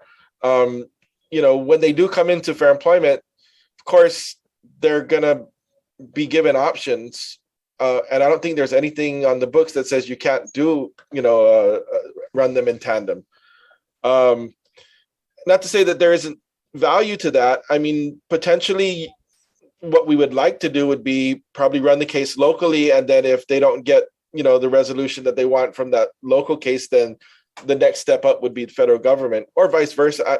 It's really up to the legislature to decide. What we were concerned with was if we go out and issue a penalty for an employer who maybe didn't give an accommodation, and then we did some other actions, to redress the problems, and then they go and sue with the federal government, might have a double jeopardy kind of situation where they're getting dinged from the federal side, they're getting dinged from the local side. It might not, there might be some fairness questions.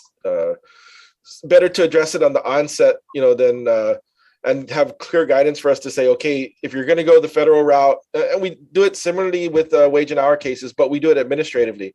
If the feds are going to take the wage and hour case, then we back off on the local side, or vice versa. So it might help to put that in.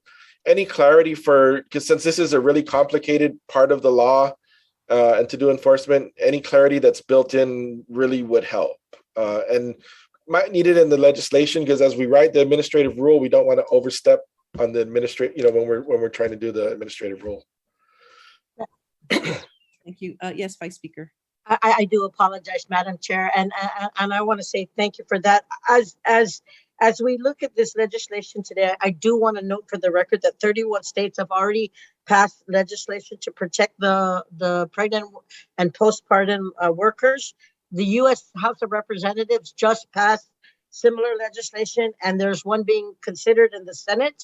But I also want to note, and maybe I can have this attached and appended to the committee report, Madam Chair, is a lot of the FAQs as it relates to the purpose of this Fairness Act. Doesn't the Pregnancy Discrimination Act already address this issue? Doesn't the ADA already address this issue? What does no limitations mean? How would a business prove undue hardship? And so on and so forth. So, Madam Chair, I do have a lot, because 31 states have passed it. I literally have about, I want to say 6 pages of FAQs that I like to attach, and then maybe even include it in, because it does talk about why is this bill necessary? Why do we need the law? Some employers already have and are providing accommodations. Is it necessary? Yes. It also talks about, yes, sometimes based on the jurisdiction, it is necessary to put these things in place to further clarify. And again, I will be willing to continue to work with you and add all of these in, and if we need to stiffen it up and do more enforcement, more fines, or things to that nature based on what is already being there and what is not, then we can include it from what I have in my research from our research team. Thank you, Madam Chair. Ms. Masi, we do welcome that information, anything to kind of strengthen this bill, Yeah. so, to answer any of those concerns by Department of Labor. And if there is already, I guess, if other states have done it, perhaps they've gone further along in the process. So they have a procedure, and the laws is already been vetted. So it'd be good to look to those examples if they already exist. Yeah. So I appreciate you. the collaboration. Senator Brown, you're recognized for any questions at this time. Thank you, Madam Chair. I mean, it sounds like from the discussion, I mean, there's probably going to be a need for a markup, Madam Chair, and maybe helpful to have Department of Labor or their key personnel there to discuss, because I mean, I understand the issues that are being raised with the sponsor on this bill, but at the same time, I think we got to make sure there's a clean cut process under how this should become law, be implemented to address those concerns. I mean, if there's understandable, there's existing federal law, and I don't know the circumstances that the Vice Speaker is mentioning. If these individuals actually pursued it, did they file a complaint, or are they complaining about it? And then the outcome of that is a bill that, we want to implement at a local level. And we also want to make sure that, we're just not opening these issues up either just for litigation for the sake of that. And then at the end of the day, it's only the attorneys that really make out. Because we do have some people that, be it this issue or any other, that want to take advantage of the situation. And I know it can be different from, we're working in an office environment and air conditioning, and we have no issue with our employer versus, imagine if I was a construction worker working out in the field and I was 8 months pregnant. Obviously, there's a lot more physical activity. The working conditions are not as conducive, and there's a whole bunch of variety of issues. I mean, I could be a waitress, serving in a restaurant, standing on my feet for 8 or 10 hours a day.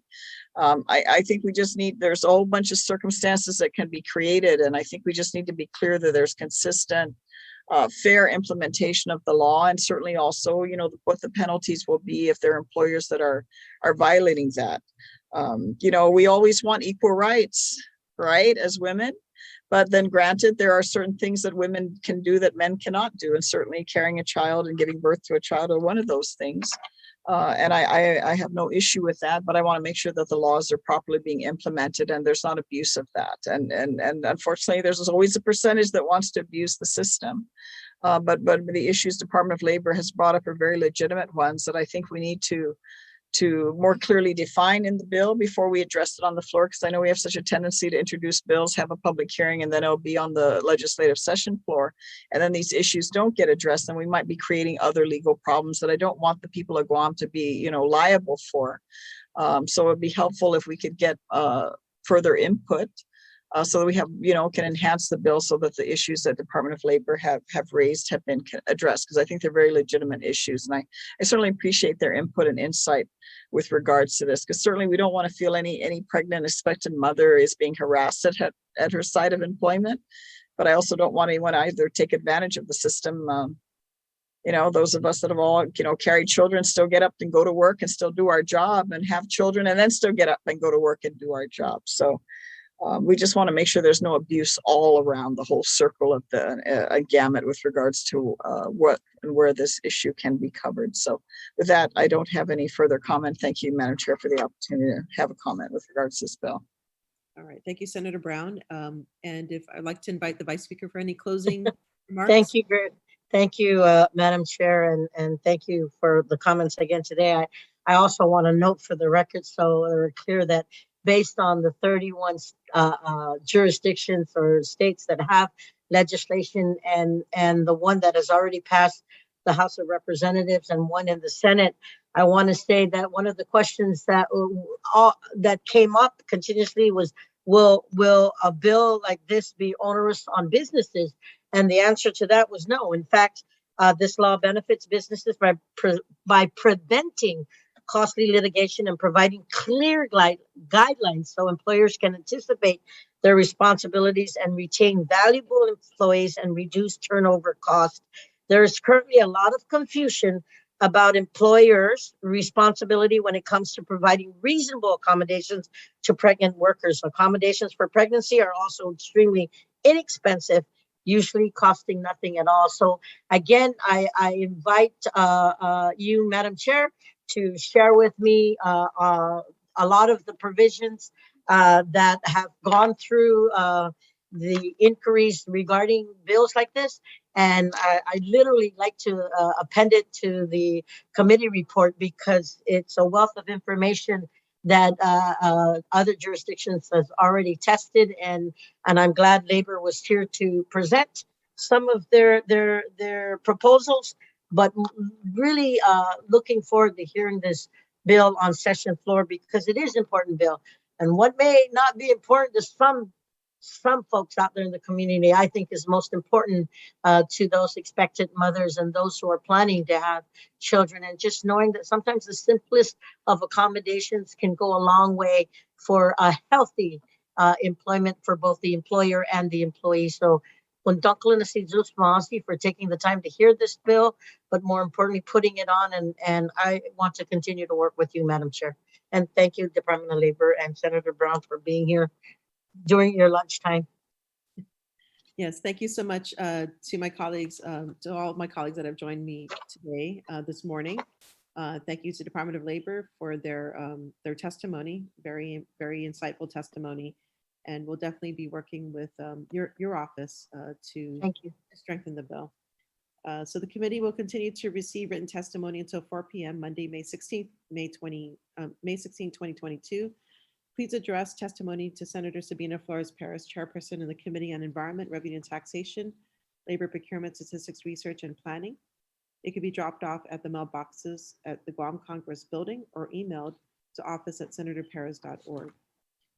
Being that there are no further testimonies or questions, Committee on Environment, Revenue and Taxation, Labor Procurement, Statistics, Research and Planning will now adjourn. The time is now 12:34 p.m. Thank you so Thank much you. and take care. Have a great day. Seems so